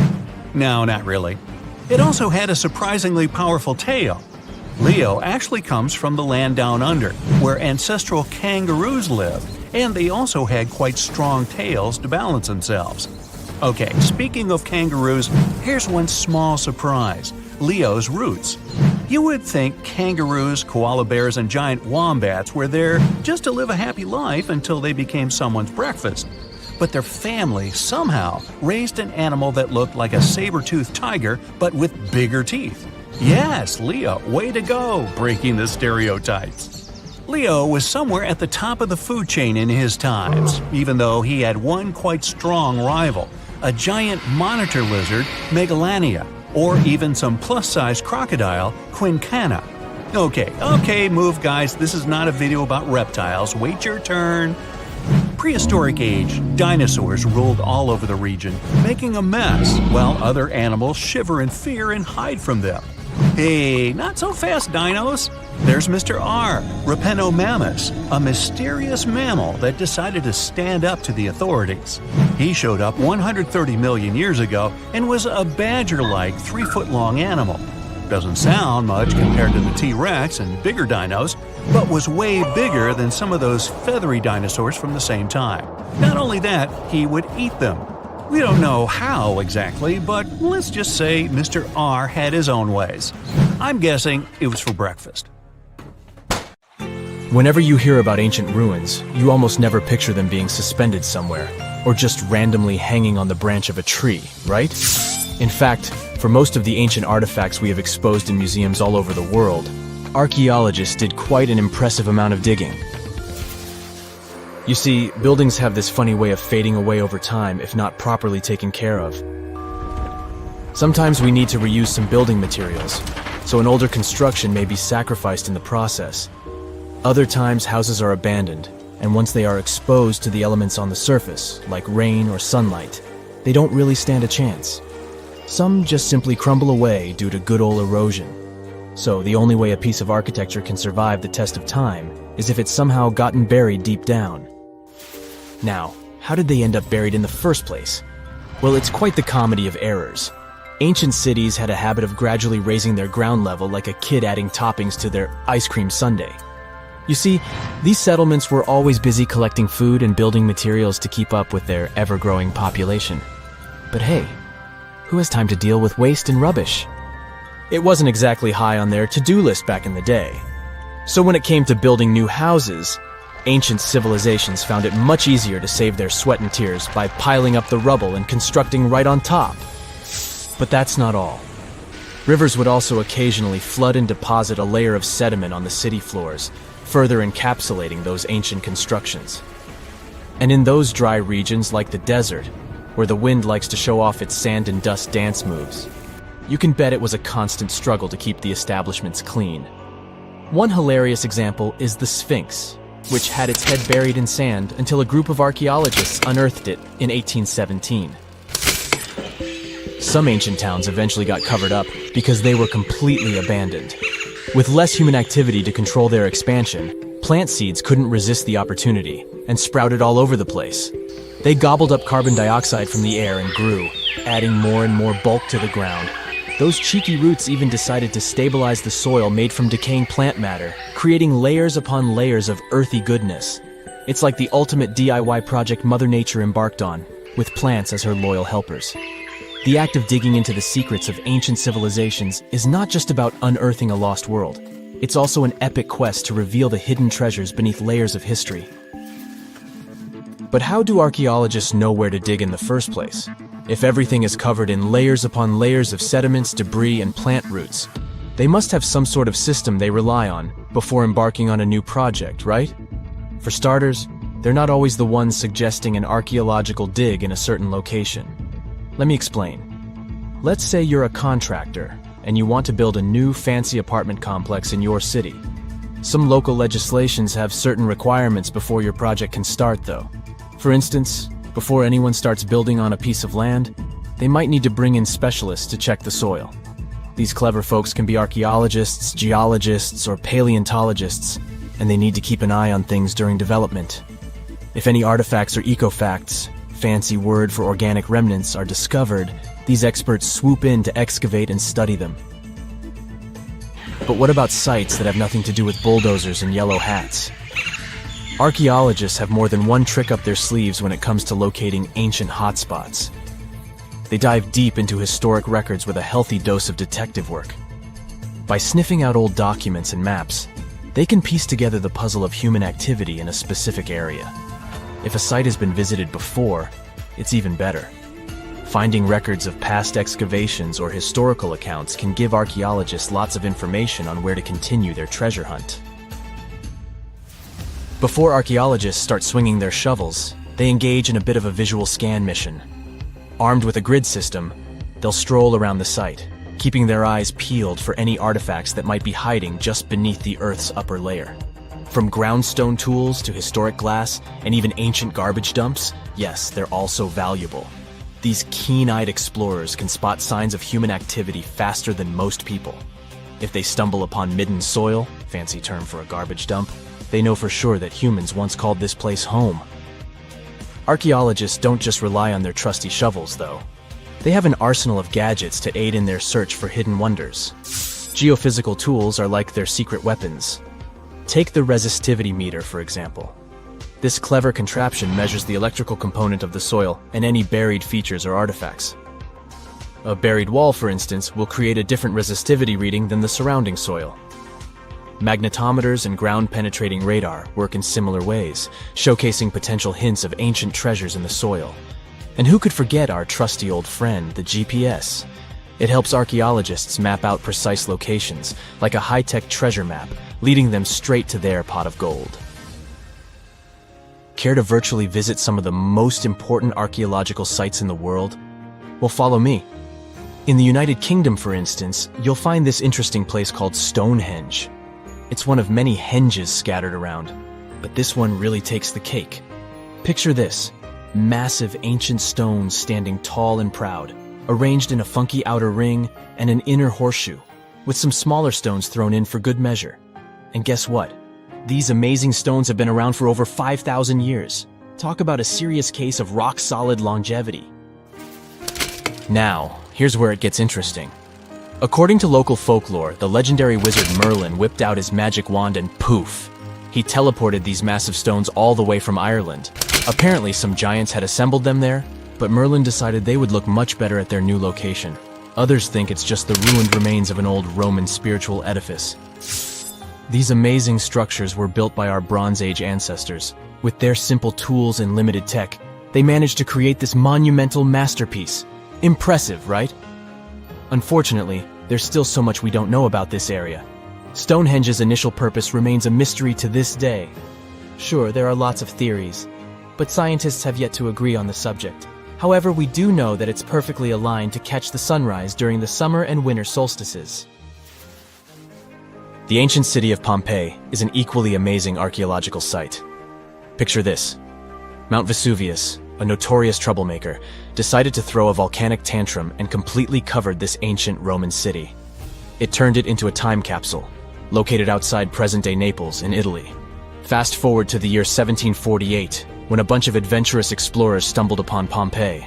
Lo and behold, they discovered a treasure trove of well-preserved goodies: streets, houses, food. Probably a bit stale by then. Blingy jewelry, fancy sculptures, colorful frescoes, everyday household items, and even animal and human remains. It was like an epic archaeological party. From the looks of it, Pompeii had it all. Fancy houses and villas, a massive 20,000-seat arena, cute little artisan shops, hangouts like taverns. And let's not forget the saucy spots like those luxurious bathhouses for some intense pampering. There's also the sanctuary of Apollo, where people used to gather for their daily dose of worship. And of course, the bustling heart of the city, the Forum of Pompeii, where all the cool people used to hang out. And guess what? Pompeii is so cool that it made it to UNESCO's World Heritage List back in 1997. That's like the ultimate Hall of Fame for historical awesomeness. It also includes many other famous buildings and sites, like the Taj Mahal in India and the Acropolis of Athens in Greece. When we look at creatures in the animal kingdom, we often have the following thought: if they have similar traits, they must be related somehow. Zebras, horses, and camels must have some common ancestor. Same goes for dogs and jackals. Somewhere back in their lineage, they must have some common great-great-great-grand wolf, right? Well, the way evolution works in nature is way more complex. Take, for instance, convergent evolution, which is when different creatures evolve independently from each other but end up having similar traits. We only need to look at sharks and dolphins to see how this works.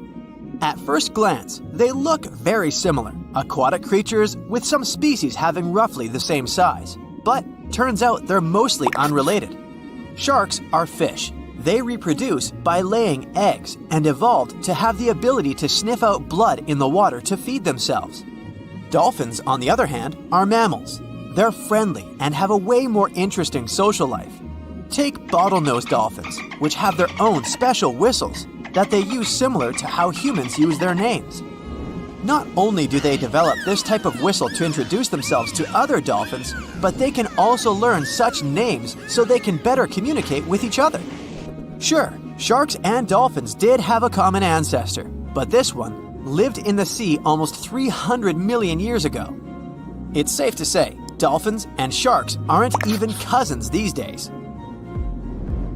Another more shocking example of convergent evolution is that of whales and bats. Most of the creatures we can name on the top of our heads use light and sight to understand the world around them. But there is a specific set of creatures that relies on sound to paint them a picture of their environment. What they do is they emit a sound which bounces back to them depending on the object it hits. This ability is called echolocation. Animals that have this feature emit sounds at frequencies above human hearing, called ultrasound. Those sound waves bounce off objects while they move around, allowing them to figure out where they are in a certain space.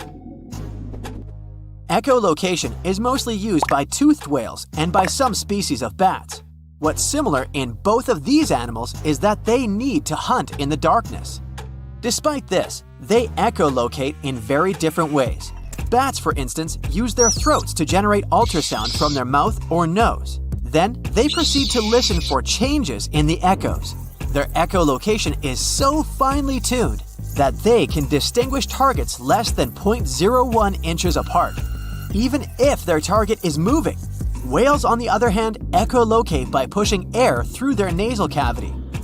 This movement creates vibrations in a special fatty organ called the melon. This organ focuses and modulates the sound, which then passes into the water around the whale. Whales then pick up the reflections of these sounds through their lower jaw and around the ears. Another striking example of evolutionary convergence is that of Ichthyosaurus and dolphins. Visually, the Mesozoic fish lizards named Ichthyosaurus seem very similar to modern dolphins. But the friendly mammals are much more related to giraffes and camels than the ancient creatures. Despite being 200 million years apart, they do share some common traits which mislead people into thinking they belong to the same species. But that's mostly because they lived in the same environment.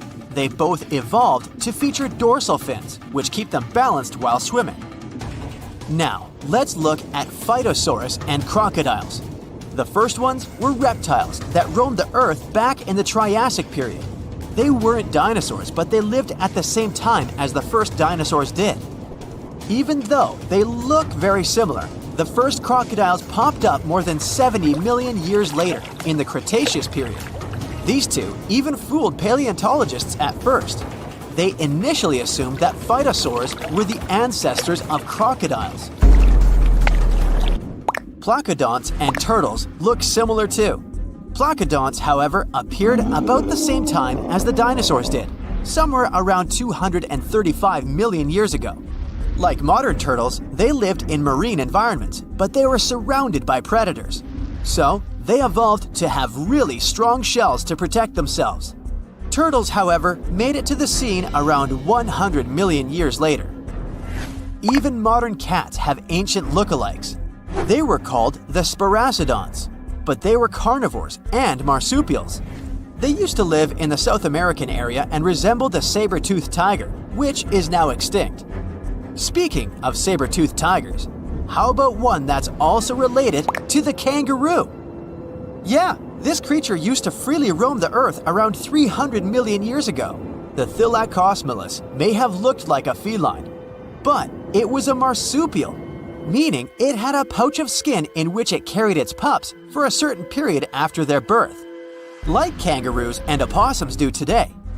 It's difficult to estimate what they looked like since a full skeleton has never been found, but we do know they weighed between 180 to 260 pounds. When we picture a present-day elephant, we always imagine them with their tusks protruding upwards. Well, that's not how their ancestors did it. About 20 million years ago, there lived a prehistoric elephant-like creature named Deinotherium. It did, however, have both tusks curving down from their jaw.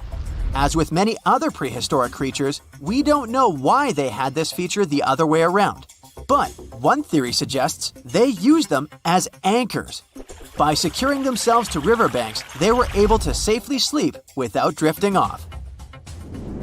The last thylacine passed away in the early 20th century. Their extinction was one of the most tragic natural events in modern times. For the last 2,000 years, they have been known to live only on the island of Tasmania. Despite the name, they looked more like foxes than felines. However, thylacines were marsupials rather than placental mammals like foxes. The two-leg wallaby was one of the most beautiful and majestic creatures ever to have lived. It used to be found in Australia and New Zealand. They were very similar to the kangaroos and featured fine fur with shifting bands of darker and lighter gray across their backs. Surprisingly, they were dubbed monkey face, but they had no connection whatsoever to modern monkeys, apart from both being mammals. What made them so special was the way they moved around. Their standard movement consisted of 2 short hops, followed by a long one. After that, the wallaby would simply stare into the sky. Don't be fooled though, the two-leg wallaby was extremely rapid. Females were generally taller than males, and they appear to have been quite sociable animals, at times being particularly fond of a certain location. They were also nocturnal. Hyracoodonts and horses share a lot of similar features, but hyracoodonts used to exist in the Eocene and Oligocene periods, and they went extinct around 23 million years ago.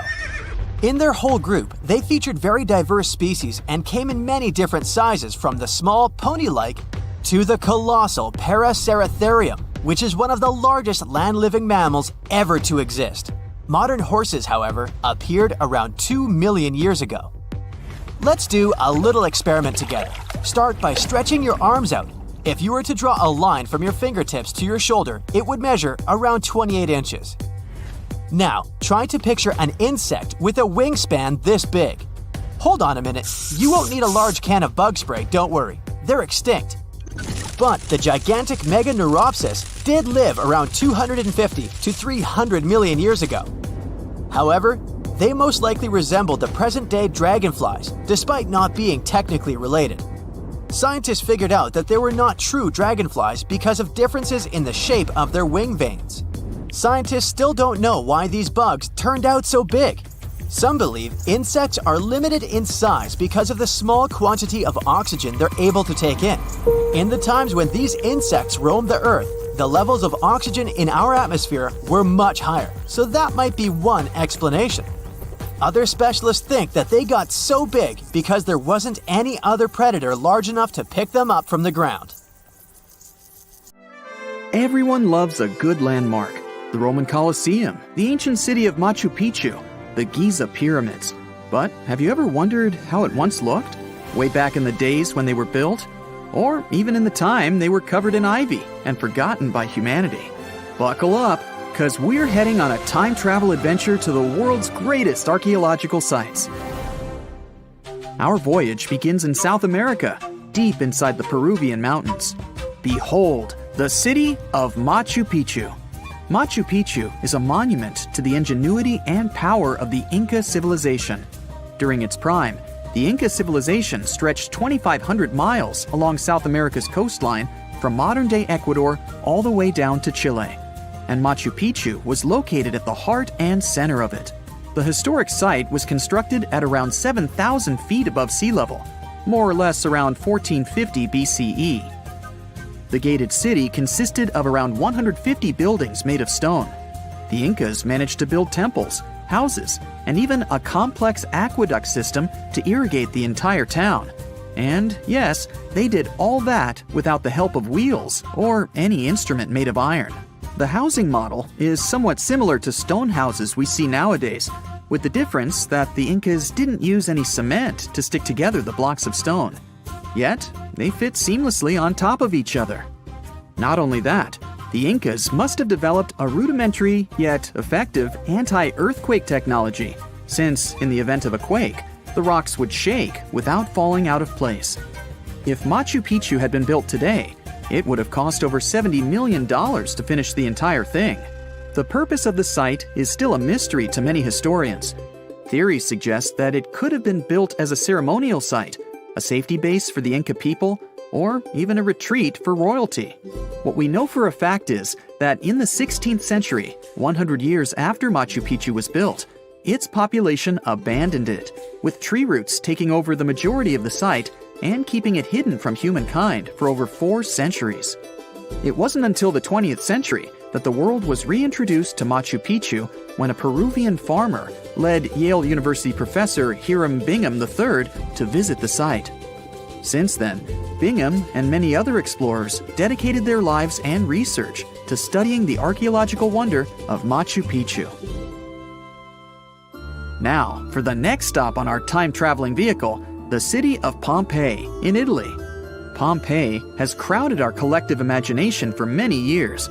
The eruption of the Mount Vesuvius volcano in 79 AD and the destruction of an entire city is hopefully not something that will happen again. But I bet you're wondering, what did Pompeii look like on its last day?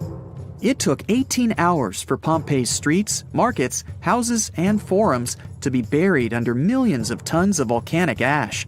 Thanks to some clever scientists, we discovered that the lava and ashes that covered Pompeii on its very last day actually helped to freeze the city in time. Different from ice, the cloud of ashes did not preserve the city intact, but as the items disintegrated over 2,000 years, they left voids under the earth.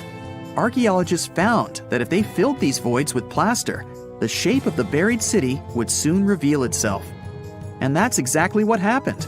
Of course, it was nothing like the bustling city of 12,000 people that had existed for many years before the fateful eruption. Pompeii was a vibrant and rich municipality.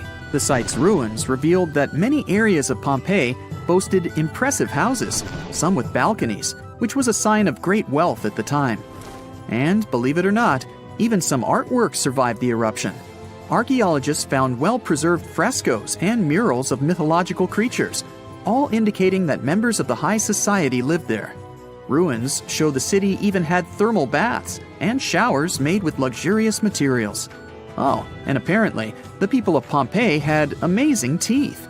Yes, archaeologists could see even that tiny level of detail from the plaster molds they recovered from underground. Still in the Italian territory, we find one of the world's biggest tourist attractions, the Roman Colosseum. It was built as an amphitheater during the reign of Emperor Vespasian, around 70 AD. It wasn't until 80 AD that Vespasian's son, Emperor Titus, inaugurated the Colosseum. The monument was something to behold, with 157-foot-tall walls, over 80 entrances, and the capacity to host 87,000 people. All social classes and groups were welcome at the Colosseum, and this partly explains why it flourished for so many centuries. During the decline of the Roman Empire, around the 6th century AD, the Colosseum started being neglected and abandoned. The monument was looted, and some of its columns and stones were used to build infrastructure elsewhere. Only 1/3 of the original Colosseum still remains, and if it's big now, imagine what it once was. Greece was home to one of the world's largest empires. At the height of this empire, literally and historically speaking, more or less 2,400 years ago, the Greeks built a citadel known as the Acropolis. The Acropolis, which is composed of historical buildings, is considered to be one of the biggest landmarks of Western civilization to date. Tourists that visit the capital city of Athens today may be faced with yellowish and broken pillars of the Parthenon standing way up high in one of the city's hills. But way back when it was built, between 447 and 432 BCE, the imposing and majestic Parthenon was purely white, as the entire monument was built with gleaming white marble. The statues inside were made of gold. The Parthenon is a 23,000 square foot temple held up by 69 marble columns. The largest blocks of marble are massive, weighing around 10 tons each. And the most surprising fact is that the marble didn't come from Athens, but from a nearby site that stood 10 miles from the Acropolis, known as Mount Pentelicon. Historians intrigued by where the primary material for building the Acropolis came from found tiny and big blocks of marble all scattered around the floor of Mount Pentelicon. There was also a paved road that the Greeks had built to carry the rocks around. But perhaps the most impacting monument of all times is located at the heart of the Middle East, outside the Egyptian city of Cairo. The pyramids are considered one of the 7 wonders of the ancient world. The Giza Pyramid Complex was built as a tomb for the pharaoh Khufu around 4,500 years ago. Between 20 to 30,000 people took part in the construction process. It's composed of 3 pyramids.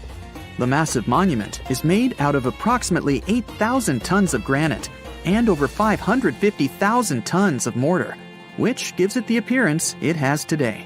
Would you believe me if I told you that the pyramids didn't always look like this? Far from it. They were shiny white with a golden triangular tip at the top. This is because the Egyptians used over 6 million tons of limestone to cover the entire rocky, step-like structure, all so that they could gleam white under the unforgiving sunlight of Egyptian skies. The Pyramid of Khufu remained the tallest structure on Earth made by humans for over 3,800 years. It was the only 8-sided pyramid in Egypt and was believed to align with Orion's belt. It's considered to be the most aligned construction facing north. In 1979, it was inscribed on the UNESCO World Heritage List. Let's head on down to the Indian city of Agra to quickly visit the Taj Mahal. You may know it as the Taj, but it can also be called by its more endearing name, a teardrop in the cheek of time. The Taj took over 22 years to build and was commissioned in 1632 by Mughal Emperor Shah Jahan as a declaration of love for his third and favorite wife, Mumtaz Mahal. It was made with ivory white marble, and amazingly, due to tight conservation, it still remains very similar to what it was when it was built. I think all this talk of landmarks got me thirsty for some traveling. What about you? Tell us in the comments below if you've ever visited some of these sites, or which interesting landmarks you'd add to this video. Phew! This summer has been turning up the heat like never before. We feel like roasted marshmallows on a sizzling grill. Yes, the world is getting hotter, but some regions have always fought with high temperatures. It turns out people had some inventions to keep themselves cool in ancient times too. Some of them are still functioning, even 3,000 years later. Let's take a look at how people saved themselves from heat throughout history. So, put an ice cube into your cold drink and get ready to hear how people survived the heat. Speaking of ice cubes, do you know that the Persians made an ice storage system? In the deserts of ancient Persia, people had an out-of-the-box idea about how to prevent their food from turning into a melted mess. These ingenious Persians stumbled upon a physics trick that allowed them to create ice in the middle of the desert. They called these cool structures yakhchals, which basically means ice pits. These ice pits were not your ordinary coolers. They were like secret underground fridges. They looked like dome-shaped mud brick structures on the outside, but inside, it was a whole different world. These ice pits had an evaporation cooler system that worked like magic. At night, when the desert cooled down, Persians made use of the radiative cooling effect. They set up cleverly designed trenches to hold thin layers of water. The water froze, defying the desert heat. Then there were underground square storage areas. The Persians collected the melting ice water from these cool trenches, and during the night, they froze it again, making the most of the desert's natural chill. To add to the cooling effect, they built a wall to shade the storage areas from the hot midday sun. And that's not all. They had this fantastic wind-catching contraption called a badger that caught the breeze and directed it right into the ice pits. Fresh air plus ice. Cool breeze. A winning combo. They even had intricate water channels called qanats to bring water to the ice pits and homes all the way from the nearby mountains. As time passed, these yakhchals faded into history and modern technology took over. But hey, there's good news too. Some awesome folks in Iran are restoring these ancient coolers. So, if you ever find yourself in the desert, don't forget to pay a visit to these marvelous places and witness the genius of the ancient Persians firsthand. Now, I want to focus more on the wind catchers, because they don't just help make ice cubes. They actually function as a cooling system as well. Back in the day, those clever architectural wonders were all the rage in places like Persia, modern-day Iran, Egypt, and the Middle East. Imagine tower-like structures with openings at various levels strategically placed to harness the power of nature's breeze. These openings were like magical portals for the wind. They captured those refreshing gusts and guided them right into people's living spaces. Basically, they were natural air conditioners. The breeze would gracefully flow downward, cooling the ground as it danced through the building. The secret sauce lies in the details: the tower's height, the number of sides, the openings, and the positioning of the interior blades. Everything plays its role in how efficiently the wind towers work out. Thanks to these wind catchers, ancient societies could enjoy comfy indoor temperatures without sweating. Can you imagine living in those times?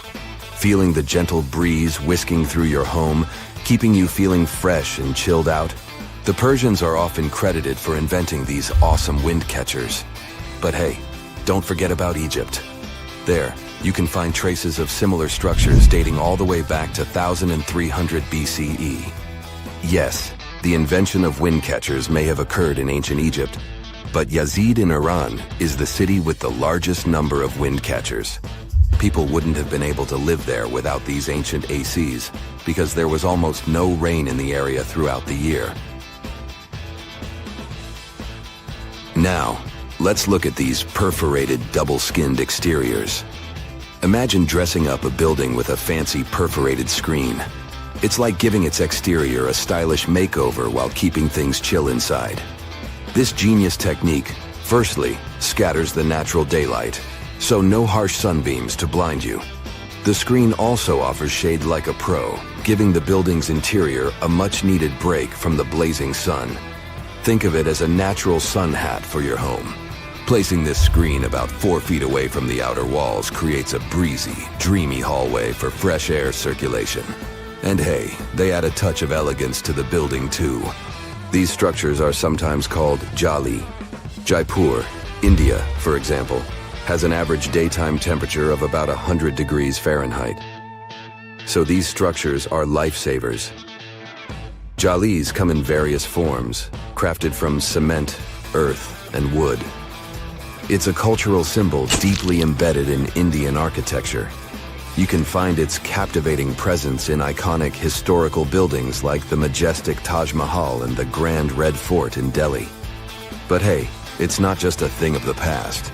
It's still rocking modern architecture scenes, and its charm has sparked creativity in artists and designers worldwide.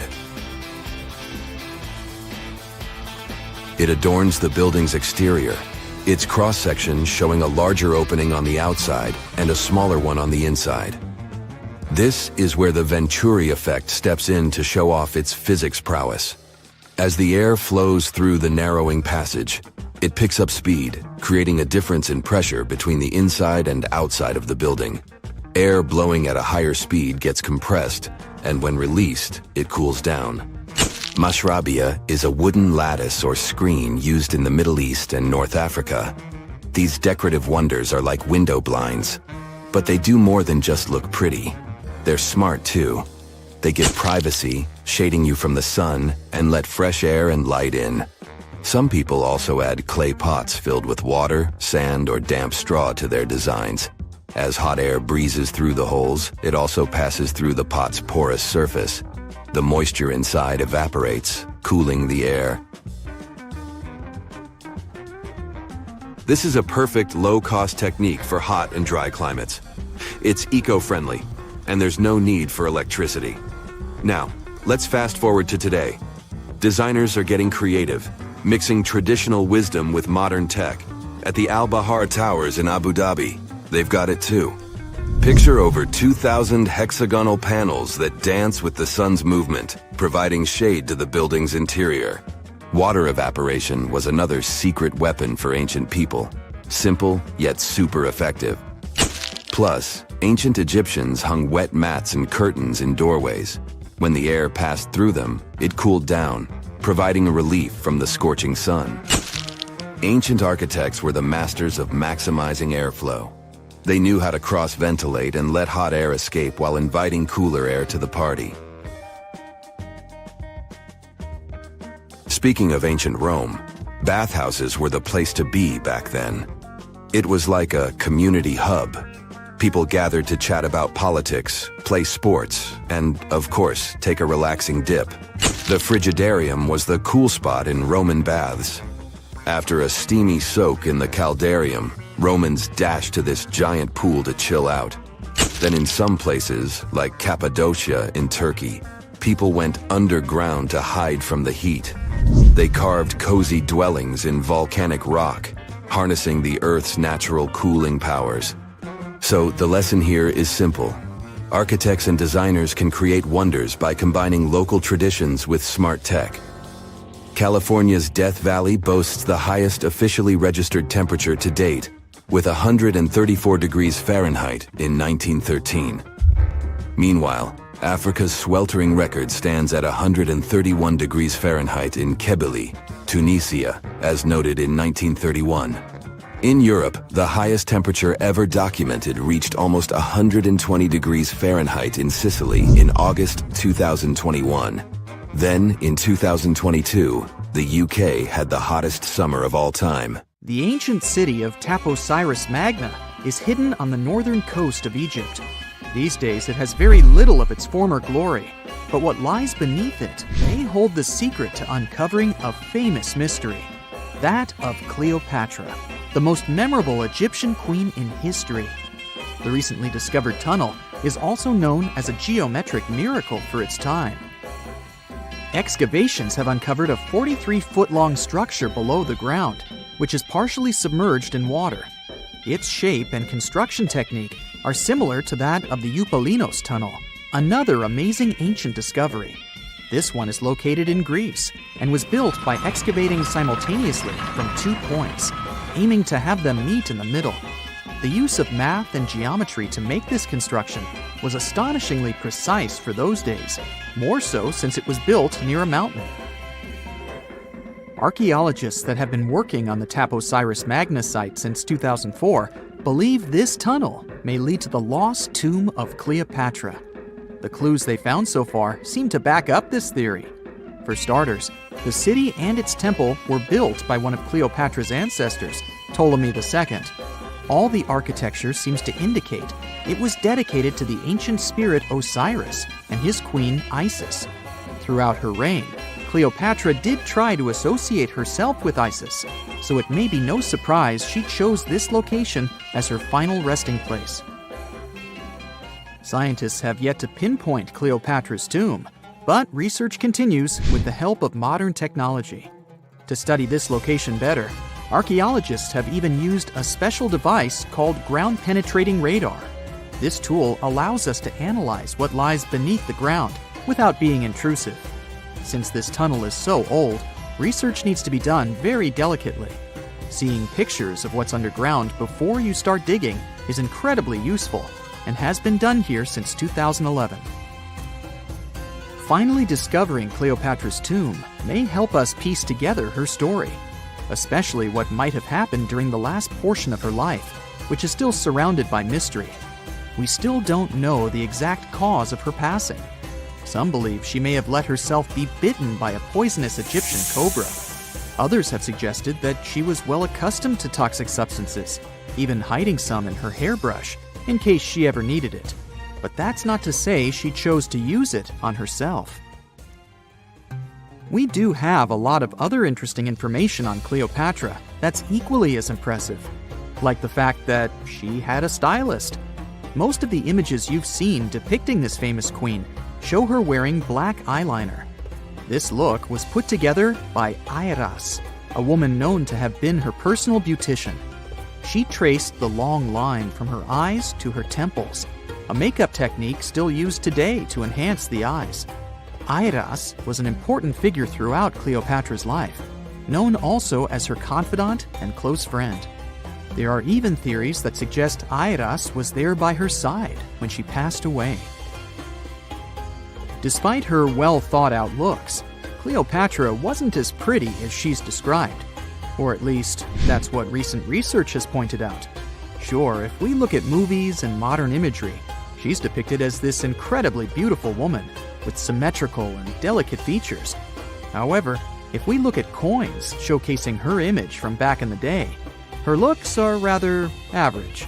Her image on the coins might have been adjusted, too, to make the queen look stronger in the eyes of her people. So there is no trusted source available to confirm her image, but her description in most pieces of ancient literature speaks of her other qualities, like her voice and personality, not of her beauty. Cleopatra might have been the most famous Egyptian queen to this day, but she wasn't the first choice. She did have an older sister, Berenice, that was initially supposed to take the throne. Berenice passed away before she could do that, so Cleopatra took on the role and began investing in her education. She traveled throughout the country quite frequently, so she could become accustomed to her people and their needs. She was only 18 when the responsibilities were passed down to her, and immediately gained popularity because of her intelligence and education. Her taste in literature was quite good too. She was known to be a fan of Homer, the famed Greek philosopher and poet. Cleopatra loved to write as much as she loved to read. There are even claims that she wrote a book on medicine and cosmetics, but we have no evidence to this day that such work ever existed. Part of being a great leader back then meant you had to speak multiple languages. Cleopatra clearly understood that, and that's why she's rumored to have known many languages to varying degrees. Some archaeologists suggested she spoke Greek, Egyptian, and Ethiopian, as well as many Arabic dialects. She might have even spoken Latin, but there's little evidence to support this claim. She might not have had angelic looks, but Cleopatra was really careful with the way she looked, even with her diet. She was known to have enjoyed simple meals, including a variety of fish. Since she lived close to the Mediterranean Sea, it's really no surprise. As a treat, she liked to eat stuffed pigeons, which she also served to her guests. Other dishes on the menu included vegetables and fava bean soup. Fruits and nuts weren't missing from her diet either, and she was also a big fan of honey. Recently, a team of experts has even tried to recreate her famous perfume. Think of it like the ancient equivalent of Chanel No. 5. Cleopatra was known to be a fan of luxurious scents, which she believed could even influence how people treated her when they met. The basis of this scent is myrrh, a resin gathered from a local tree. Other ingredients added to the mixture were also found back in the day, like cardamom, olive oil, and cinnamon. The results may not be quite as delicate as the perfumes we know and use today. Its consistency was way thicker, and the scent lasted way longer. When she was at the height of her power, Cleopatra might have been the richest person in the world. Back in the day, she ruled over a territory that stretched across the Mediterranean, from modern-day Libya in the west through Egypt to Syria in the east. This is the largest territory ever ruled over by a woman. In today's currency, her worth might have been somewhere around $95 billion. The calendars we use today may have been introduced by Cleopatra herself. She presented the idea of leap years and leap days to Caesar, the Roman emperor she was known to have been close with. Taking her advice, Caesar made these adjustments part of the official Roman calendar. The ancient Egyptians already knew the year was longer than precisely 365 days. They discovered this by studying the brightest star in the sky, called Sirius, and concluded that a year is actually 365 1/4 days long. It was Elizabeth Taylor that famously introduced Cleopatra to pop culture when she played her in the 1963 film bearing the same name. Up until that point, it was the most expensive film ever made. It was originally supposed to cost somewhere around $2 million, but ended up costing a mind-boggling $44 million. That's mostly because of script and production issues. To make this iconic movie, producers created 79 sets from scratch. as well as over 26,000 costumes for the cast. Elizabeth Taylor's Cleopatra costumes alone cost somewhere around $200,000. Thankfully for the producers, the movie made headlines and was well received by critics, making it a box office success. A lot of people associate Cleopatra with another famous Egyptian ruler, King Tutankhamun, nicknamed King Tut. Surprisingly, apart from both of them being Egyptian pharaohs, they have nothing else in common. For starters, King Tut lived around 1300 years before Cleopatra did, and there is also no connection regarding their ancestry. Cleopatra had Macedonian Greek roots, while King Tut was a native Egyptian. They say nothing is ever lost, and it's true. Let's discover ships frozen in time. The first one is truly fascinating. Here, the Antikythera shipwreck. It's a Greek trading ship from the 1st century BCE. It's located on the east side of the Greek island of Antikythera and at the merging point of the Aegean and Mediterranean seas. Around 2,000 years later, in 1900, a group of Greek sponge divers discovered the wreck. They were going to Tunisia, yet they were forced to find shelter from a storm on a nearby island. Since they couldn't go anywhere due to the storm, they decided to look for sponges until the weather got calmer. One of the divers discovered the shipwreck at depths of around 130 feet. Imagine someone going for a sponge hunt, but getting out to the surface with archaeological treasures. The captain of the sponge boat talked to the Greek officials about what they had found. The officials sent 2 ships to the wreckage. The salvage operation was successful, and discoveries are now in Greece's National Archaeological Museum in Athens. The findings included 3 life-sized marble horses, jewelry, coins, and hundreds of works of art, including a 7-foot-tall Colossus statue of Hercules. Among these treasures, Antikythera ephebe, a bronze statue of a young man, caught more attention. Because the ephebe doesn't comply with any familiar iconographic model, and there are no known copies of his type, he held a spherical object in his hand. Scholars have different theories of who that person could be, but they are not in a consensus yet. More than 70 years later, Jacques-Yves Cousteau and his team went to the area and recovered hundreds more artifacts and the remains of 4 people. Interestingly, they discovered a complex set of interlocking gears, capable of predicting the movement of the sun, moon, and several planets. The mechanism can also show the times of solar and lunar eclipses years into the future. Think of this Antikythera mechanism as an early computer calendar, to plan significant events like agricultural activities, religious rituals, and Olympic Games. These artifacts found in the Antikythera wreckage are some of the most important findings in modern archaeology. Just the Antikythera mechanism itself has changed our perception of the limits of ancient technology. The mechanism has a sophisticated design and was made over 1,000 years ago. After all these amazing discoveries, experts believe that the wreckage site has remained largely unexplored, and is mostly because of its location and the landscape of the seafloor on which the ship rests. The wreck is too deep for scuba divers but too shallow to use something like a submersible. A survey made on the seafloor in 2012 showed evidence of a second wreck about 800 feet to the south. It's clear that this area has a lot to offer humanity. What would happen if those sponge hunters didn't go to the area? Scientists found a shipwreck in Antarctica at the bottom of the Weddell Sea 107 years after it sank. The name of the ship was Endurance, and it was the lost vessel of Antarctic explorer Sir Ernest Shackleton.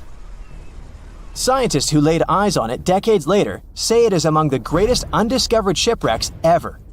That is why they filmed the whole discovery. The video shows the remains of the Endurance and proves it is still in remarkable condition. It has been sitting in 10,000 feet of water for over a century, yet it looks like it sank very recently. So the story goes like this. The ship was crushed by ice and sank in 1915. Shackleton and his crewmates had to escape by themselves in small lifeboats. From then on, it was all about survival. Shackleton imagined to get his crew to safety. Then, the ship sank. Yes, this is a pretty impressive story. But why did scientists prize this ship? Firstly, Shackleton's Imperial Trans-Antarctic Expedition sailed to make the first land crossing of Antarctica. Yes, the crew was trapped in ice, but the intention was important. Secondly, it's about the challenge itself of finding the shipwreck. The Weddell Sea is almost always covered in thick sea ice. You know, the same ice that made the Endurance sink. Getting near the presumed sinking location is super hard, let alone being able to conduct research. Experts of the modern expedition team foresaw the time when the lowest extent of Antarctic sea ice would come using satellite images. They realized that the weather was in their favor to start an expedition. Dr. John Shears said that they have successfully completed the world's most difficult shipwreck search, fighting against constantly shifting sea ice, blizzards, and temperatures decreasing to -0.4 degrees Fahrenheit. Yeesh, I can't imagine the worst conditions in Antarctica if these conditions are in their favor. Lastly, look at this. It's timbers. They're very much intact. Plus, you can read the ship's name. It's still visible. Marine archaeologist Menson Bound says that this is the finest wooden shipwreck he has ever discovered. He has 50 years of career experience, so I believe the guy. So how come the wood is not rotten? Dr. Michelle Taylor, a deep-sea polar biologist, said that there has been little wood deterioration because the wood-munching animals are not in this forest-free region of Antarctica. Workers of a coal mine in East Serbia discovered 3 shipwrecks that had been there for at least 1,300 years. The largest shipwreck is an ancient Roman fleet. It's around 50 feet long with a flat bottom. It's estimated that the ship could carry a crew of 30 to 35 people. Looking at its hull, you can see the marks of repairs. Wow, this one had a lengthy career. You know, it gives us insight into more than 1,000 years ago. The 2 smaller vessels, on the other hand, match descriptions of boats used by Slavic groups to attack the Roman frontier. These 2 have been discovered under mud and clay in an ancient riverbed. Apparently, in those times, there was a Roman base in a place called Vimmanasium City. Interestingly, Vimmanasium was a provincial capital with an estimated 40,000 inhabitants in the 4th century CE. For comparison, it was even larger than Pompeii. The Kostelach coal mine is a center of hidden gems. Archaeologists had found evidence of ancient human and animal activity here before. For instance, in 2012, experts found bones of at least 5 woolly mammoths, which went extinct about 10,000 years ago. Canadian archaeologists found a ship 150 years after it went missing in the Canadian Arctic waters. This merchant ship is called HMS Investigator. It was purchased in 1848 to search for the explorer Sir John Franklin's ship that got lost in the Northwest Passage expedition. So, HMS Investigator left Britain in 1850 for this rescue operation. The expedition crew, captained by Robert McClure, sailed the Investigator into the water. He realized that he was in the final leg of the Northwest Passage, the sea route across North America. But before he could sail into the Beaufort Sea, the 122-ton ship itself got stuck in the thick ice. The crew spent the winter over the Prince of Wales Strait. The following summer, McClure tried again to sail to the end of the passage, but the ice blocked his way once more. Here, too, the crew was forced to leave the ship. He steered the crew into the Bay of Mercy. There, they were to remain until 1853 when the crew of the HMS Resolute rescued them. Imagine a crew of 60 people who had to spend 3 winters in the Arctic without even knowing if they would survive. Later on, the ship was found sitting upright in about 36 feet of water. It was in very good condition. Arctic water has prevented the outer deck of the vessel from deteriorating quickly. The outline of the ship and its timber can be clearly seen. Plus, archaeologists have uncovered artifacts on land left by the sailors. They had unloaded everything before abandoning the Investigator. 3 sailor graves and 1 British naval shipwreck had also been discovered in the area. I wonder what else they could find there. Wow, it's the only place where 1 minute you're learning 17 natural ways how to get rid of houseflies, and the next, you're taking an epic journey straight into a black hole. More than 10 billion, with a B, views in total. That's 47 billion minutes watched, or more than 70,000 years. That's all the way back to the Ice Age. No, I wasn't around then. 40,000 videos, hundreds of topics, and most importantly you, a whole 44 million of you. Our viewers. We could populate an entire country if we wanted to. We'd like to continue helping you learn and giving you useful skill improvement tips. Got a thirst for knowledge? We've prepared 4 masterclasses on creating a 2D character animation from scratch, 10 hours of video lessons, practical tasks using professional software, and additional materials that you can use with your own projects. Get the full course now and create your own animated masterpiece. The ancient Indian texts mention beautifully decorated chariots or entire palaces called Vimmanas that could take off and, in a matter of seconds, fly away as far as space. Some people believe these Vimmanas only existed in Indian mythology, but it's also possible that they were based on a real technology that had been lost over the centuries. According to the Vedas, ancient Indian religious texts, there was the elephant Vimana with several engines and many other types named after animals and birds. There was one for local travel, one for visiting different countries, and one for traveling to the moon and various planets. They could develop a great speed. One Vimana had the superpower of invisibility. Another one was shaped like a sphere and was built on the winds produced by Mercury. This Vimana was said to generate an enormous ray like the sun and make noise like the storm's thunder.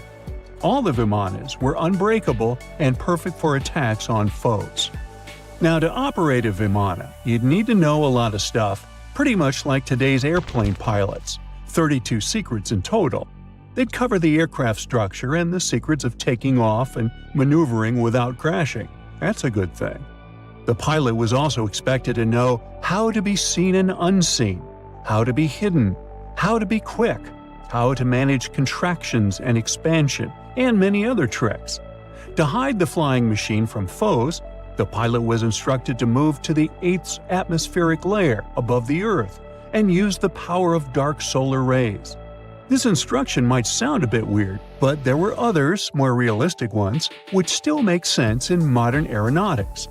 There are sections of ancient texts on the Vimanas that focus on details like flight paths, pilot training, navigation, and even suitable clothes for pilots and recommended food for long flights. There was also a lot of technical detail about the use of heat-absorbing metals, the metals utilized, and melting points. The supporters of the theory that the Vimanas were more than just myths are sure that the ancient Indians would unlikely go into all these details just for a beautiful story. So, the flying palaces might have been real and way ahead of their time, like many other great Indian inventions. Back in the 6th century BCE, an Indian physician named Sushruta basically wrote the original guide to medicine and surgery. They even called him the father of surgery for his work. Sushruta laid down the details on hundreds of medicinal plants and described complex surgical procedures. He gave instructions on nose reconstructions and skin transplants from one part of the body to another. The original method of rhinoplasty, which involved taking a piece of skin from the forehead to reconstruct the nose, is still used today. But back then, it had a slightly different purpose than surprising your followers on social media. Those nose jobs helped out folks who had lost their noses as punishment for crimes or in fights. Now, you gotta thank an ancient Indian math prodigy for the invention of zero. It might not seem like a big deal, but without it, we would have no binary system and no computers. People before the 5th century CE were only thinking about some sort of a sign to indicate nothing. The invention made addition, subtraction, and other mathematical operations a whole lot easier. You can see the oldest zero in existence carved in the wall of a temple in Gwalior, India. The Indus Valley Civilization was using rulers in 1500 BCE and earlier. Made from ivory, these rulers were found during excavations in what is present-day Pakistan and northwestern India. They were widely used in architecture with amazing accuracy. They had units corresponding to slightly over 1 inch that were marked with precise subdivisions within 5/1000ths of an inch. The next invention is more of a concept than a physical item. Standardization is all about setting the rules based on a bunch of people, things, or interests. One of its cool applications that we've all gotten used to is standard weights. Whether you're using pounds or kilograms, you need these universal measurements for weight, right? For this, We owe a big shout-out to the merchants from the Indus Valley Civilization who lived around 4,000 years ago. They were measuring everything from food grains to fancy luxury goods using these standardized weights. And their weights had decimal and binary mathematical systems going on. They didn't have high-tech gear, but they pulled off some serious precision using complex calculations and even sand for construction. Their art of standardization made its way to Persia and Central Asia, basically becoming the global weight-watching standard. So if yoga is your go-to exercise, you definitely have a personal reason to appreciate the ancient Indian geniuses. Over 5,000 years ago, during the rule of the Indus-Sarasvati civilization in northern India, yoga was first mentioned in the Vedas. Yoga was refined and shaped over the centuries until it grew into a massive teaching with over 200 sacred writings dedicated to this way of obtaining enlightenment.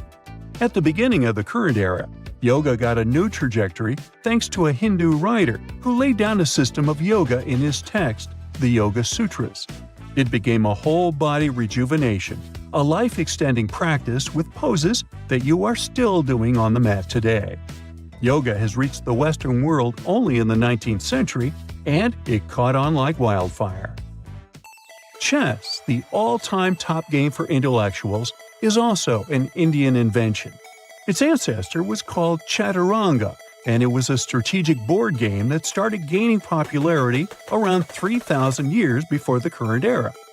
This early Indian version of chess was played by 4 people, not 2, and had 64 squares. Each player had 8 pieces, ranging from pawns to kings, bishops to knights, and there was no standard 6-faced dice. They rolled with an oblong one. Players facing off were actually allies, forming 2 teams based on the direction they sat. Chess, that we know and love today, was first mentioned in ancient Indian literature in a legend. It said that the wife of a villain called Ravana had invented the game to amuse him. Now, the word shampoo comes from the Hindi word, which means to soothe or knead. The substance was invented in India in 1762 and was originally used for head massages, hence the name. The first shampoo was made of natural oils and herbs. British traders fell in love with the idea and brought it back with them to England. It took years for the original head massage oil to evolve into shampoo as we know it today, but it's still an Indian invention. Unlike the ancient Greeks, who wore animal skins, the Indians started cultivating cotton back in the 5th and 4th centuries before the current era. They used cotton threads to produce fabrics that soon became a huge hit in the Mediterranean and beyond. Jute and wool also have their origins in India. Cashmere, the finest and most exclusive type of wool, actually comes from the Kashmir region of India. Buttons that sit proudly on that cashmere cardigan of yours also have ancient Indian origins.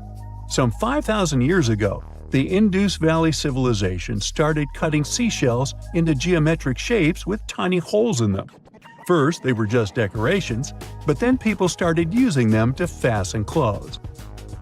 Now, when you think about radio communication pioneers, Marconi's name usually steals the spotlight. He got a Nobel Prize in Physics in 1909 for his groundbreaking radio work. But there's an unsung hero in the radio waves game, and his name is Sir Jagdish Chandra Bose. He spilled the beans on radio communication way back in 1895. He shot an electromagnetic wave across 75 feet at the town hall in Calcutta, and it went through walls, rang a bell, and even set off some gunpowder. Marconi took a page from Bose's book, using his invention, the Mercury Coherer, as a blueprint for his own two-way radio. Bose didn't patent his genius creation, so he only got his credit a century later. Phantasmagory is said to be the first animated film ever. It was made in 1908, and it's one of the earliest examples of hand-drawn animation. But did you know that ancient people entertained children with cartoons about 2.6 million years ago? A new study reveals that ancient people were the ones who first made pictures look animated. How? They carved pictures of animals on stones and placed them around fires. When the light starts bouncing around, those ancient animals just can't help but shake it and shimmy.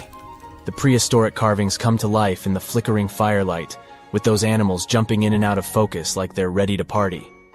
Imagine how fun it would have been for prehistoric families to sit around a fire and create these animated carvings. It turns out that even some of the ancient wall paintings and carvings found in caves were inspired by their appearance in the moving light and shadows of flames. So, basically, these old-timey carvings were made to come to life when firelight hit them. And now researchers made a movie showing that cool effect on a 3D model of some horse engravings. The study says our brains are wired to see moving things in changing light, which is why these carvings probably mattered to our ancestors. In other words, cave people were like, hey, let's carve some cool stuff on this rock, and when we light a fire, it'll look like it's moving. And now these scientists were like, that's awesome! Let's make a movie to show this, everyone! Andy Needham and his teammates used modern scanning and virtual reality tech to study 50 flat carved rocks called plaquettes made of limestone. These rocks were found in southern France back in the 1800s and now sit in a museum in London. They are covered in 77 realistic carvings of all sorts of animals, like horses, reindeer, and chamois. Apparently, Homo sapiens, with a lot of time on their hands, made these engravings a whopping 12,000 to 16,000 years ago. Needham realized that many of these carved rocks were harmed by fire, some covered in white ash, others dried or fractured because of heat. Upon closer examination, he discovered pink bands of discoloration resulting from iron deposits in the stone. What's more interesting is that the animal engravings were often superimposed on top of each other, sometimes even melded together, or fitted around each other like some kind of prehistoric animal jigsaw puzzle. Rather than tossing out the old and starting anew, the ancient artists took animal body parts to create new hybrids. For instance, one of the rocks depicts both a horse and a wild cattle-like creature known as a bovid. In this masterpiece of prehistoric art, the horse's abdomen and neck become the back and neck of the bovid, while the horse's head forms the bovid's ear. What a creative way of recycling. Researchers believe that the prehistoric rocks from Montestric were used as primetime entertainment for our ancestors. More than one person carved the animals. People from different levels of skills showed their artistic glory, and it was a group effort. The fact that these rocks were found together also suggests that this was a community activity. So it's like families were all gathered around the TV, carving rocks and cheering on their favorite carved animals. Who needs Netflix when you have Paleolithic TV? The engravings on these rocks and the signs they were exposed to heat suggest they were created to look like they were moving.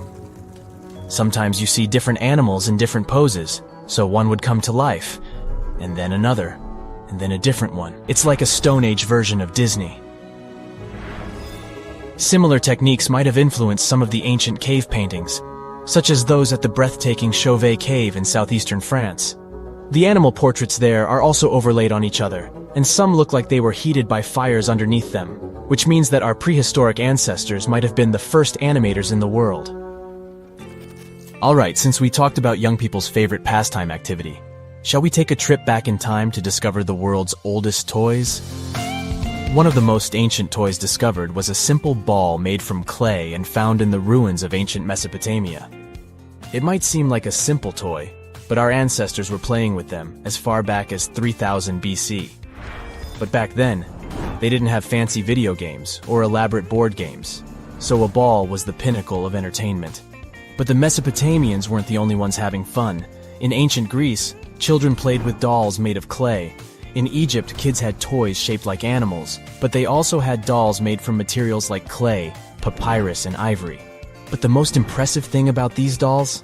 They had movable limbs. That's right, our ancient ancestors were playing with articulated dolls before it was cool.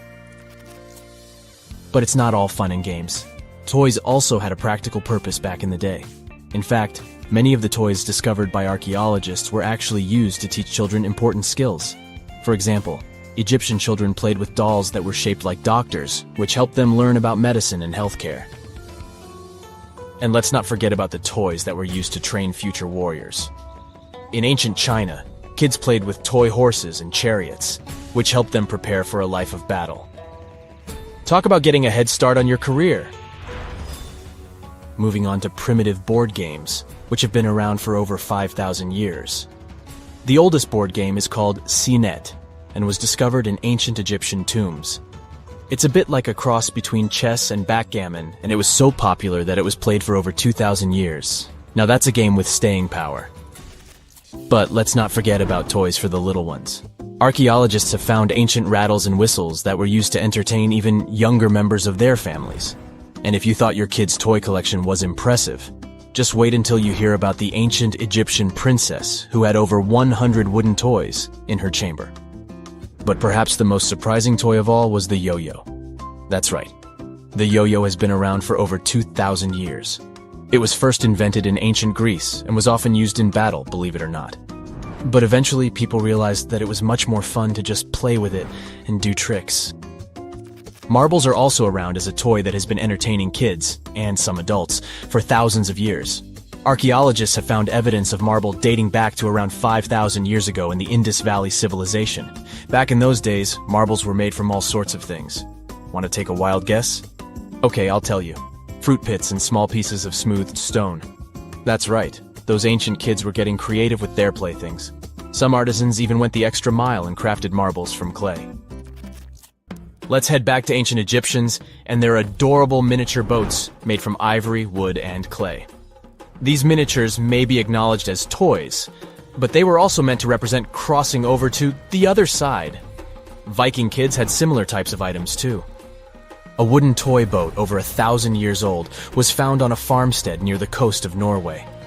This toy looked like a real boat, and it would have been the ultimate cool thing. Just like how kids today go nuts over race cars and drones. You can imagine little ones back then showing off their toy boats to their friends. Many of these toys are still pretty fun to play with today. There are many others left aside, like toy soldiers and spinning tops. Do you want to know more about ancient toys or gadgets from the early days of cinema?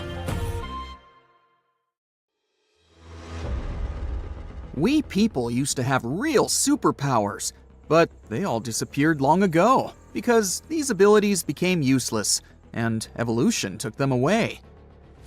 For example, one of these superpowers was hibernation sleep. Yeah, it doesn't sound as cool as teleportation or flying, but in the modern world, it would be helpful. Imagine that you go to bed before winter and wake up in the spring. No cold weather, no spending money on food at this time, just a long, deep sleep. So perhaps our ancient hominin ancestors, more like primates than humans, could fall into a long hibernation.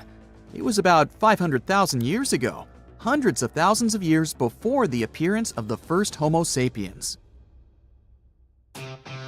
Hominini of that time lived in caves during the Ice Age and fell into a long sleep to survive. However, this is not a confirmed fact, but scientists have some guesses about it. Paleontologists discovered many fossils of our ancestors in one Spanish cave. The analysis showed that hominini lacked vitamin D and fat reserves. These strange indicators showed that the inhabitants of these caves could be in a state of hibernation. Perhaps their metabolic processes slowed down and their fat and vitamin reserves were depleted to support life during a long sleep. Of course, such an ability could be useful in the modern world, but it has several disadvantages. Let's look at the example of bears and what problems they can face during hibernation. Unique metabolic processes support their long sleep, but if these processes are violated, then after waking up, the bear can get very sick. This may happen because of an insufficient amount of fat and food reserves. Another ability from the past would help save thousands of dollars for modern people. This ability is strong and healthy teeth. Today, we have dental clinics, high-tech equipment, hundreds of types of toothbrushes and toothpaste, mouthwashes, and much more for the health of our teeth. Despite this, ancient people had stronger and healthier teeth. More powerful jaws and sharp teeth allowed them to chew on hard meat, and the immunity of the oral cavity didn't allow bacteria to develop. But then, agriculture appeared. People started to eat grains. This added new species of bacteria to the oral cavity, weakened the jaw muscles, and provoked cavities. Teeth became more fragile. But they got the most severe blow when people discovered sugar. Sweets added a lot of problems to teeth health. Previously, teeth worked as a tool for processing hard materials, but then we began to eat soft food, meatballs, and fried chicken, and the strength of teeth became meaningless. Evolution took that away from us. Our ancestors were taller, stronger, more agile, and more resilient than we are. A couple of days spent in the fields while hunting mammoths were the equivalent of a month of regular training in the gym. People were not obese. They ate natural food and looked like athletes. But why were they taller? What influenced bone growth? Over the past 10,000 years, the changes in growth were most noticeable. But this trend has changed in our direction in the last few centuries. People have started to get taller. It's difficult to determine the exact cause of such changes. It can be genetics, environment, lifestyle, nutrition, or modern technologies. So, 40,000 years ago, Cro-Magnons hunted and gathered in Europe. They were better developed physically, thanks to this lifestyle. Their ancestors migrated to Europe from Africa, which was the reason for the tall growth. Longer bones were helpful for adaptation to the hot African climate, but after 30,000 years, the growth of people sharply decreased because of the onset of cold weather and the development of agriculture. Our ancestors went through times of famine, and their bodies shrank over time to adapt to a meager diet. In addition, living next to livestock provoked the emergence of new diseases. All of it affected the appearance of ancient people. There are almost no such problems now. You can eat healthy food, receive medical care, and take vitamins. All this allowed us to grow a few inches taller. But one change in the human body still remains a mystery. We have the most advanced civilization in history today. People become professionals in neuroscience and thermonuclear physics, create powerful computers, have access to all the knowledge in the world, and study the boundless depths of space. But for some reason, our brains have become much smaller than those of people who lived several thousand years ago. But how is this possible, given that people were engaged in agriculture, trade, and the manufacture of simple tools in the distant past? Then big cities, architecture, art, and technology began to appear. And all this time, our brain was shrinking, while humanity was moving forward. It lost a piece equal to 4 ping pong balls. The reason is not that people were more intelligent in the past. The volume of the brain is not related to intellectual level. It's possible that people's brains have shrunk because of collectivity. To understand what that means, let's take a look at ants. Scientists measured the brain size of some species. They saw that species participating in complex social systems had smaller brains. This means that if an ant interacts closely with other ants, sharing work with them, its brain decreases. Sharing duties with other species contributes to brain shrinkage. Its cognitive abilities are distributed among different groups performing different jobs. It seems like a brain unloads its working and thus becomes smaller. That is, if you live alone on an island, do agriculture, fish, and build a house alone, then your brain becomes bigger. But in a large society, where all these activities are distributed among many locals, the human brain is shrinking. In a sense, intelligence becomes collective. And at what point in time did human intelligence become as collective as possible? When writing appeared. It appeared about 2,000 years before the beginning of brain shrinkage.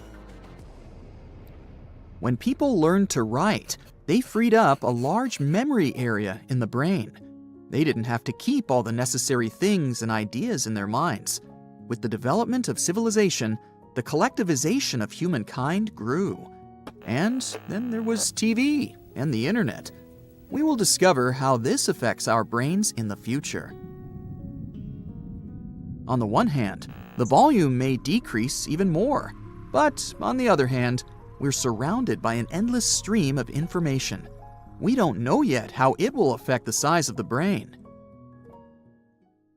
The collectivization of consciousness is only one of the hypotheses according to which our brain has increased.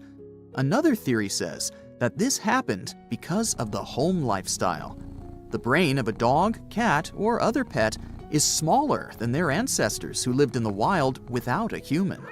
When people started living in cities and spending less energy on getting food, their brains could also begin to shrink.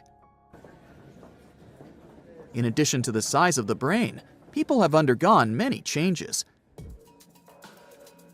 Humanity now shows a huge variety in appearance, which the early Homo sapiens didn't have. In the distant past, they possessed the same physical properties characteristic of a particular region. For example, a short and stocky build was typical for people living in cold conditions. The body area of a small person helps to keep warm better. Also, the body area of a tall person gives off heat more efficiently, so people in warm African regions are taller. And in places where it's scorching during the day and frosts come at night, people can develop the ability to lower their body temperature without feeling cold and shivering. This phenomenon concerns the Australian native tribes living in the central desert.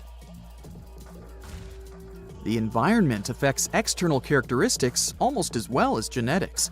And over the past 40,000 years, the speed of evolution has increased. The ability to travel and the growth of the people population contributed to the mixing of different ethnic groups across the planet, which also provided diversity in evolution. It seems like humanity still comes to the highest point of our evolution, and perhaps there are no limits to that.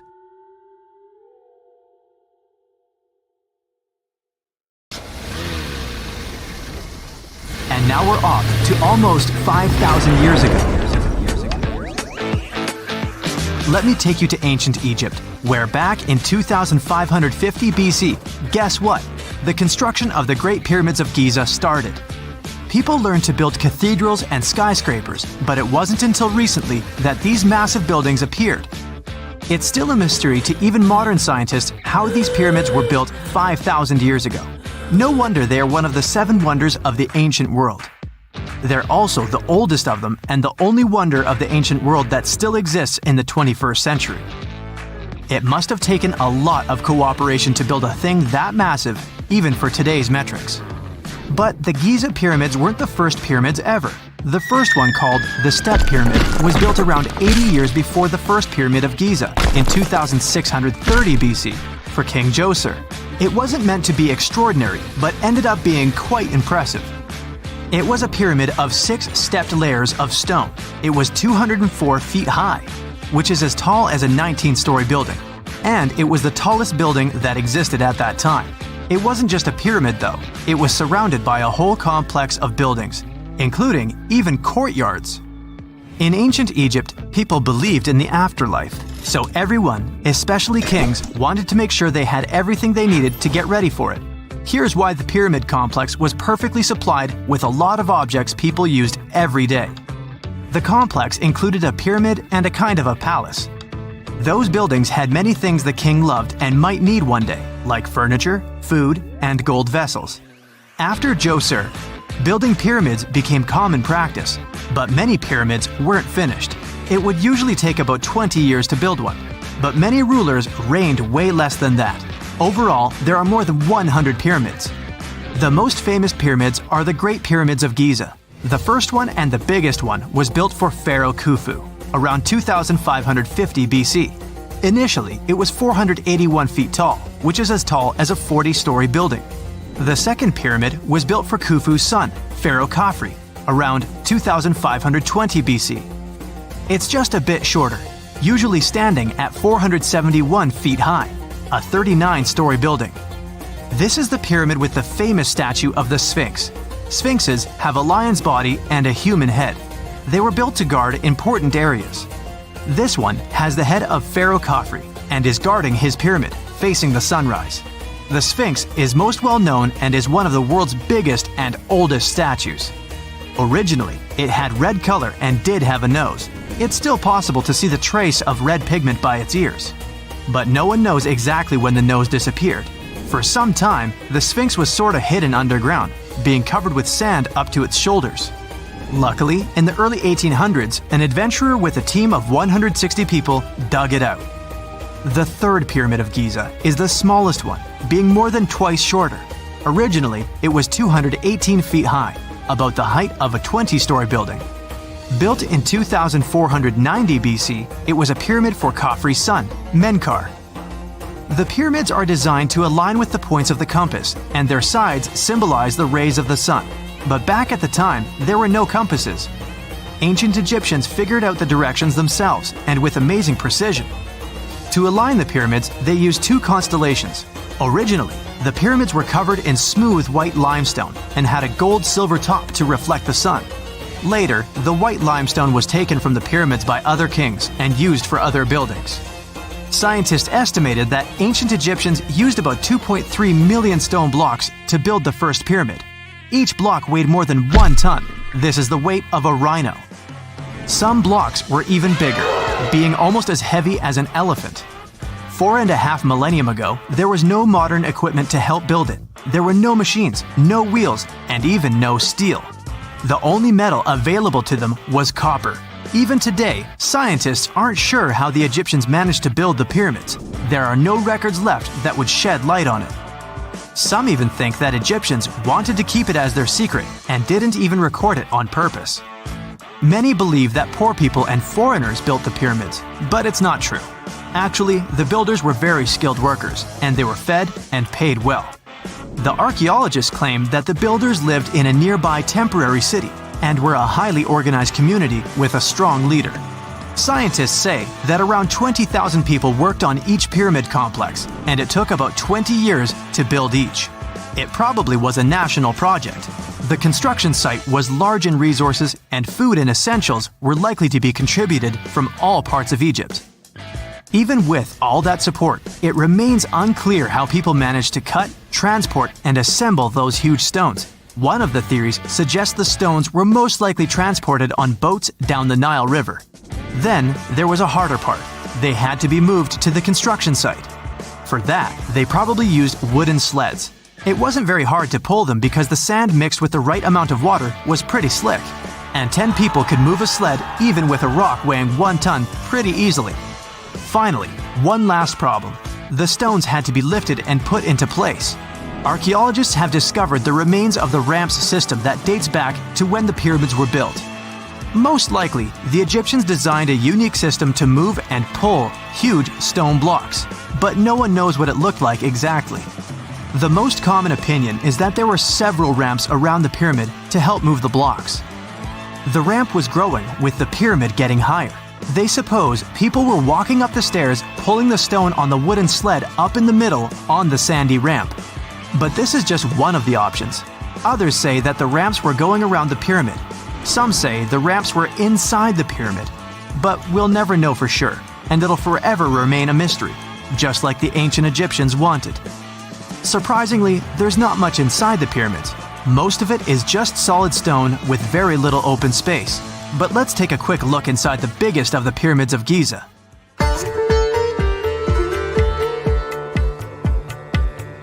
From the entrance, there are 2 stairs, one going down and the other one going up. The descending one takes you to a chamber located underground. That's where the pharaohs are, but not in this pyramid because Khufu wanted to stay higher. The underground room is partly unfinished. The room with Khufu's sarcophagus is called the King's Chamber. It's upstairs and then through the tall and long Grand Gallery. Below the King's Chamber, there's a room called the Queen's Chamber. There are no queens though, and no one is sure why the room is called this. Unfortunately, none of these have any hieroglyphs on the wall. They're just bare. If you want to see them, you should go to the other rooms that are decorated. Those pieces of art are depictions of ancient Egypt's culture and daily life. The texts allow researchers to study their language and grammar. Sadly, the treasures that once were here in the pyramid are long stolen. From that room, there are several tunnels for an unknown purpose. There are many tunnels and passages inside the pyramids. There are many chambers and shafts and secret ways. Scientists have been sending little robots with cameras there for some decades already. And the robots did discover another chamber a bit upstairs with hieroglyphs on the walls. But even today, Much of the pyramids is still unknown, and there's no so-called building plan of the pyramids. Egyptians did create a mystery no one can crack for 4,500 years already. Scientists recently started to X-ray the pyramid to learn what's inside it without entering it and its narrow, mysterious tunnels. Care to join me on a trip down memory lane? I have an extra seat in my time machine. First stop, London in the early 1900s. If you look closely, you'll see that this city already has electric public lights. Before that, people used to light their streets with torches or oil lamps. However, those things you see inside light poles aren't the modern light bulbs we use today. At that time, city lamps did not use light bulbs yet, even though they were already invented. That's because they weren't as efficient back then, so they couldn't shed enough light to illuminate the city's dark streets. They might have been good for indoor lighting, sure, but for public use, carbon arc lamps were still a better choice at the time. Here's someone I'd like you to meet, Mr. Thomas Edison. He's mostly credited for inventing modern light bulbs. He's going to explain to us how most of these lighting inventions work. All electrical sources of light back then had a simple, basic principle. Electricity needed to pass through some sort of material. This material had to be stable and durable, and it was supposed to glow when connected to a power source. The first invention of this kind was called the arc lamp. In this contraption, the material used for lighting was carbon, and as soon as it was electrically charged, it began to vaporize. This process produced some really bright light. The man behind this invention was a British chemist named Humphrey Davy. He placed together two wires, a battery, and charcoal elements, which gave away enough light to illuminate the surroundings. But even those arc lamps weren't suitable for street lighting at first, mostly because they were inefficient.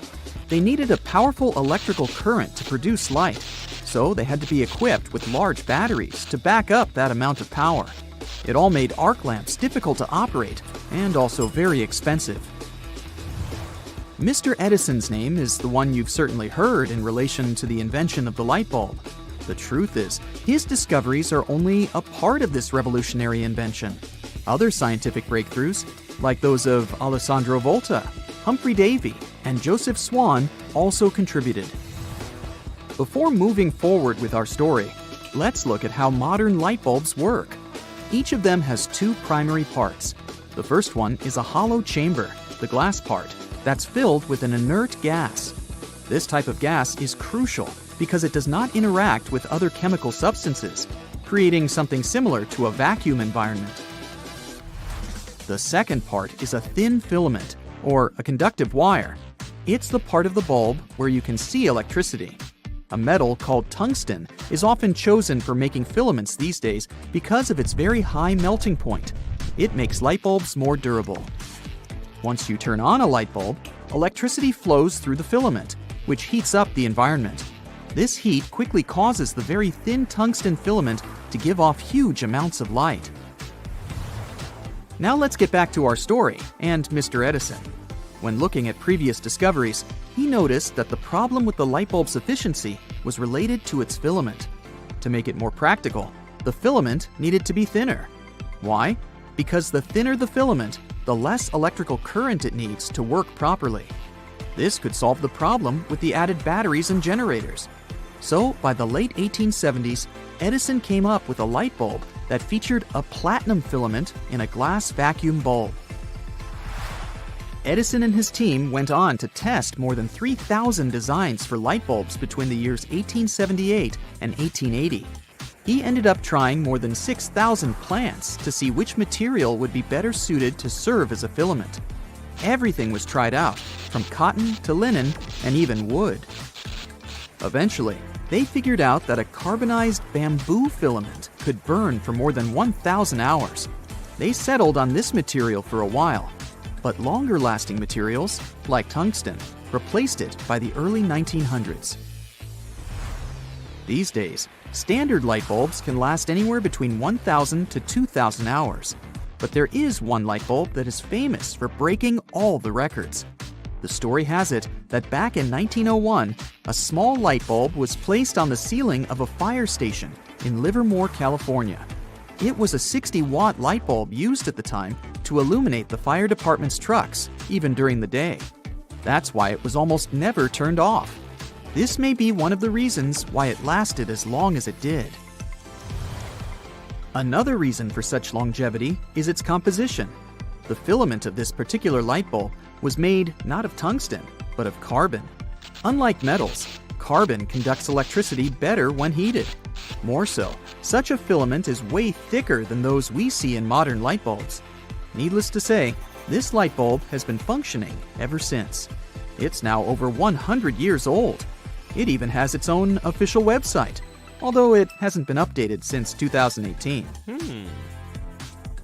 These days, we call it the centennial bulb, and the reason why so many people celebrate this invention is because of its incredible ability to withstand the test of time. Wouldn't it be great if all light bulbs lasted that long? Unfortunately, they won't, because it goes against a business strategy often used these days. It's called planned obsolescence. As interesting as it may sound, it's actually a trick. It centers around products that are made to last a certain limited amount of time. These products stop working artificially, and the amount of time they function properly is set from the very beginning. Eventually, you'll need to repair or replace them, and in the long run, people end up buying more products. Let's look at the example of the centennial bulb. If all similar devices were designed to last over 100 years, people would eventually stop buying them. A whole industry would disappear, at least for the foreseeable future. So a businessman from London came up with a plan back in 1932. He named it planned obsolescence. It mentioned that selling products with a limited lifetime meant that more objects would be purchased in the long run. He thought that in the overall economy, as long as there was a stable supply and demand trade-off, it was a win-win situation. His idea saw a lot of negative reactions throughout the years, and for a good reason. I mean, it's really annoying to keep having to buy new products when it's not really necessary. Also, it means a lot of wasted products too. There are a lot of ways for a product to become outdated, and some are less obvious than you think. Look at some of the gadgets in your house, like a phone, a computer, or even a washing machine, and check if you can identify some of these examples. For example, these products may lack spare parts. These ones are purposely designed to act as a whole unit. You can't simply take it apart and replace the element that has stopped working. In other words, these products can't be fixed. Once they're broken, you simply need to replace them. Light bulbs are actually a good example of such products. Ever tried replacing a filament in a light bulb once it stopped working? I mean, the glass jar might still be useful, but there's no way you can bring a light bulb back to life at home once the filament is broken. Then there are products that simply become incompatible with other modern re-editions. It's a process we witness more and more often these days because technology is advancing at a speed we've never seen before. For example, one day, you may realize that there are no software updates available for a specific device. You might notice that if your phone is old enough, some apps just won't work anymore. That's because, in most cases, they are using newer technologies, which aren't compatible with older devices. You have heard about Nikola Tesla. You have definitely heard about the Great Pyramids in Egypt. But what if I told you that Tesla may have probably uncovered the ancient mystery surrounding the pyramids? Wait, what? Is this a crossover episode? Nope. It's highly probable that the secrets of the pyramids are hidden in plain sight. But first, let's recap what we know about the pyramids. What's so mysterious about them? I mean, they are just old quirky buildings, aren't they? One of the biggest questions is how they were built. Some people think that the pyramids were created by people using only their hands and muscles. But others think that there might have been some kind of crazy energy source that we don't know about yet. Like, what if aliens helped out or something? Just kidding. But this idea of some unknown energy source being used to build the pyramids has been around for ages. Even in old texts, like the pyramid texts, it talks about how the gods gave us something to build a great power. So maybe there was something really powerful and mysterious going on back then? Who knows? Back in the early 1900s, he got obsessed with the Great Pyramids of Egypt. He read numerous books about these ancient structures and was blown away by how much energy they seemed to have. At that time, not many people knew much about electricity, and Tesla started to wonder if there was some kind of advanced tech hidden in the pyramids. He had an idea that the power of the pyramids had to do with electromagnetism, and he put a lot of time and effort into trying to figure out the mystery. Tesla had some pretty unusual theories about the Great Pyramids. He thought that they could actually store and move electricity, which could then be used to power up the areas around them. He also had this theory that the pyramids were built using some kind of crystal energy. He believed that the chambers inside the pyramids could have these super powerful crystals that could control the electromagnetic fields. But that's not all. Tesla also had this idea that the materials used to make the pyramids had properties that allowed them to trap energy from the sun and the moon. And not just a little bit of energy. He thought that the pyramid could actually create this massive energy field that could light up whole cities or even brighten up dark places. He thought that the pyramids could be used as giant power plants to generate electricity and run machines. Tesla even believed that the pyramids were somehow linked to cosmic energy, which could be used for spiritual enlightenment and healing. How very new age of him. Anyway, Tesla wasn't just pulling these ideas out of thin air. He was seriously into studying everything he could about the pyramids, from ancient artifacts and texts to hieroglyphs and drawings. And he came up with this idea that the pyramids were designed to be energy amplifiers, and some kind of unknown energy source was used during their construction. Some people thought Tesla was eccentric for coming up with these theories, but his ideas have actually had a huge impact on the way we think about the pyramids today. Researchers and scholars have been digging into his theories for years and using them to uncover some of the biggest mysteries surrounding these ancient structures. For example, recently scientists have used theoretical physics to investigate how the Great Pyramid of Egypt would react to certain radio waves. They found out that if the radio waves were a certain length, the pyramid could concentrate the energy inside its rooms and focus it under its base. The scientists did lots of calculations to figure this out. They first thought about what radio wavelengths would work best. Then they made a model of how the pyramid would react to the waves. They figured out how much of the energy from the waves would get absorbed or spread out. Lastly, they checked how the energy would move around inside the pyramid when the waves hit it. To help explain all of this, the scientists used something called multipole analysis. This is when you take a complicated object and break it down into simpler parts. Then you can see how each part interacts with the energy that's coming in. It's like taking apart a puzzle to see how each piece fits together. The researchers are interested in how all of this can be used in the future. They want to make really tiny particles that can do the same thing as the pyramid, but with light. By changing the size, shape, and the material of these particles, they can control how the light moves around them. This can be really useful for things like making tiny sensors or super efficient solar cells. The scientists had to make some guesses when they were doing their research. They assumed that there weren't any hidden spaces inside the pyramid, and that the material used to build it was all the same.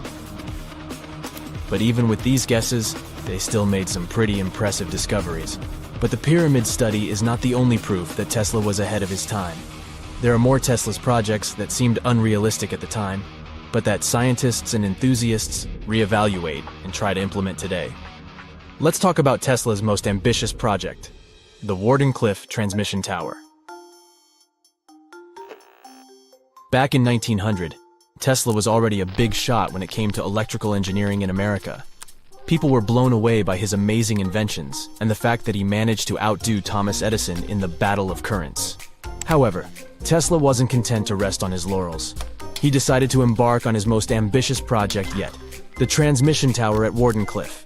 It was built between 1901 and 1905, and it was based on one of Tesla's breakthrough ideas. He had a vision to make the impossible possible by creating a global wireless communication system.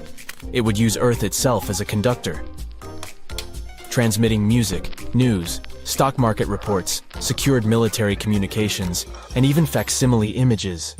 Does it sound familiar? Right, it sounds just like the internet that we use today, only without the use of any wires. But Tesla had a much bigger dream in mind: to transmit power wirelessly. He already proved that high-frequency signals could be sent without any wires using his Tesla coil transformers, and this sparked his obsession with wireless energy transmission. His vision was to not only transform the way we communicate, but also to find a way to transfer power currents globally by tapping into the Earth's natural energy. Tesla believed that there was an abundance of free energy all around us that could be used for humanity's benefit. In 1899, he conducted some top-secret experiments and got convinced that it was possible to transmit electrical power through the Earth's upper atmosphere. This is actually how the Wardenclyffe Tower was created. It was supposed to be the prototype station for a network of towers all over the globe that would provide the whole world with wireless energy. Unfortunately, Tesla didn't have the resources or the patience of his investors to bring this project to fruition. It ran into all sorts of financial problems and roadblocks, and in 1917, the unfinished tower was finally torn down for scrap metal to pay off Tesla's mounting debts. Now it remains a sad reminder that even the greatest minds can sometimes fall short of their dreams. The original red brick laboratory, however, is still there, and it is the only Tesla lab that has survived. Fun fact, in 2017, a film crew made a crazy discovery. They used ground-penetrating radar to explore the area around Wardenclyffe, and they found a whole series of tunnels stretching for hundreds of feet underneath the site. Nobody knows exactly what these tunnels were used for, but people have been speculating for years that they were part of Tesla's grand plan.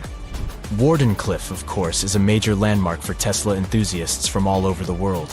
Who knows? Maybe someone will finally crack the mystery of the tunnels one day.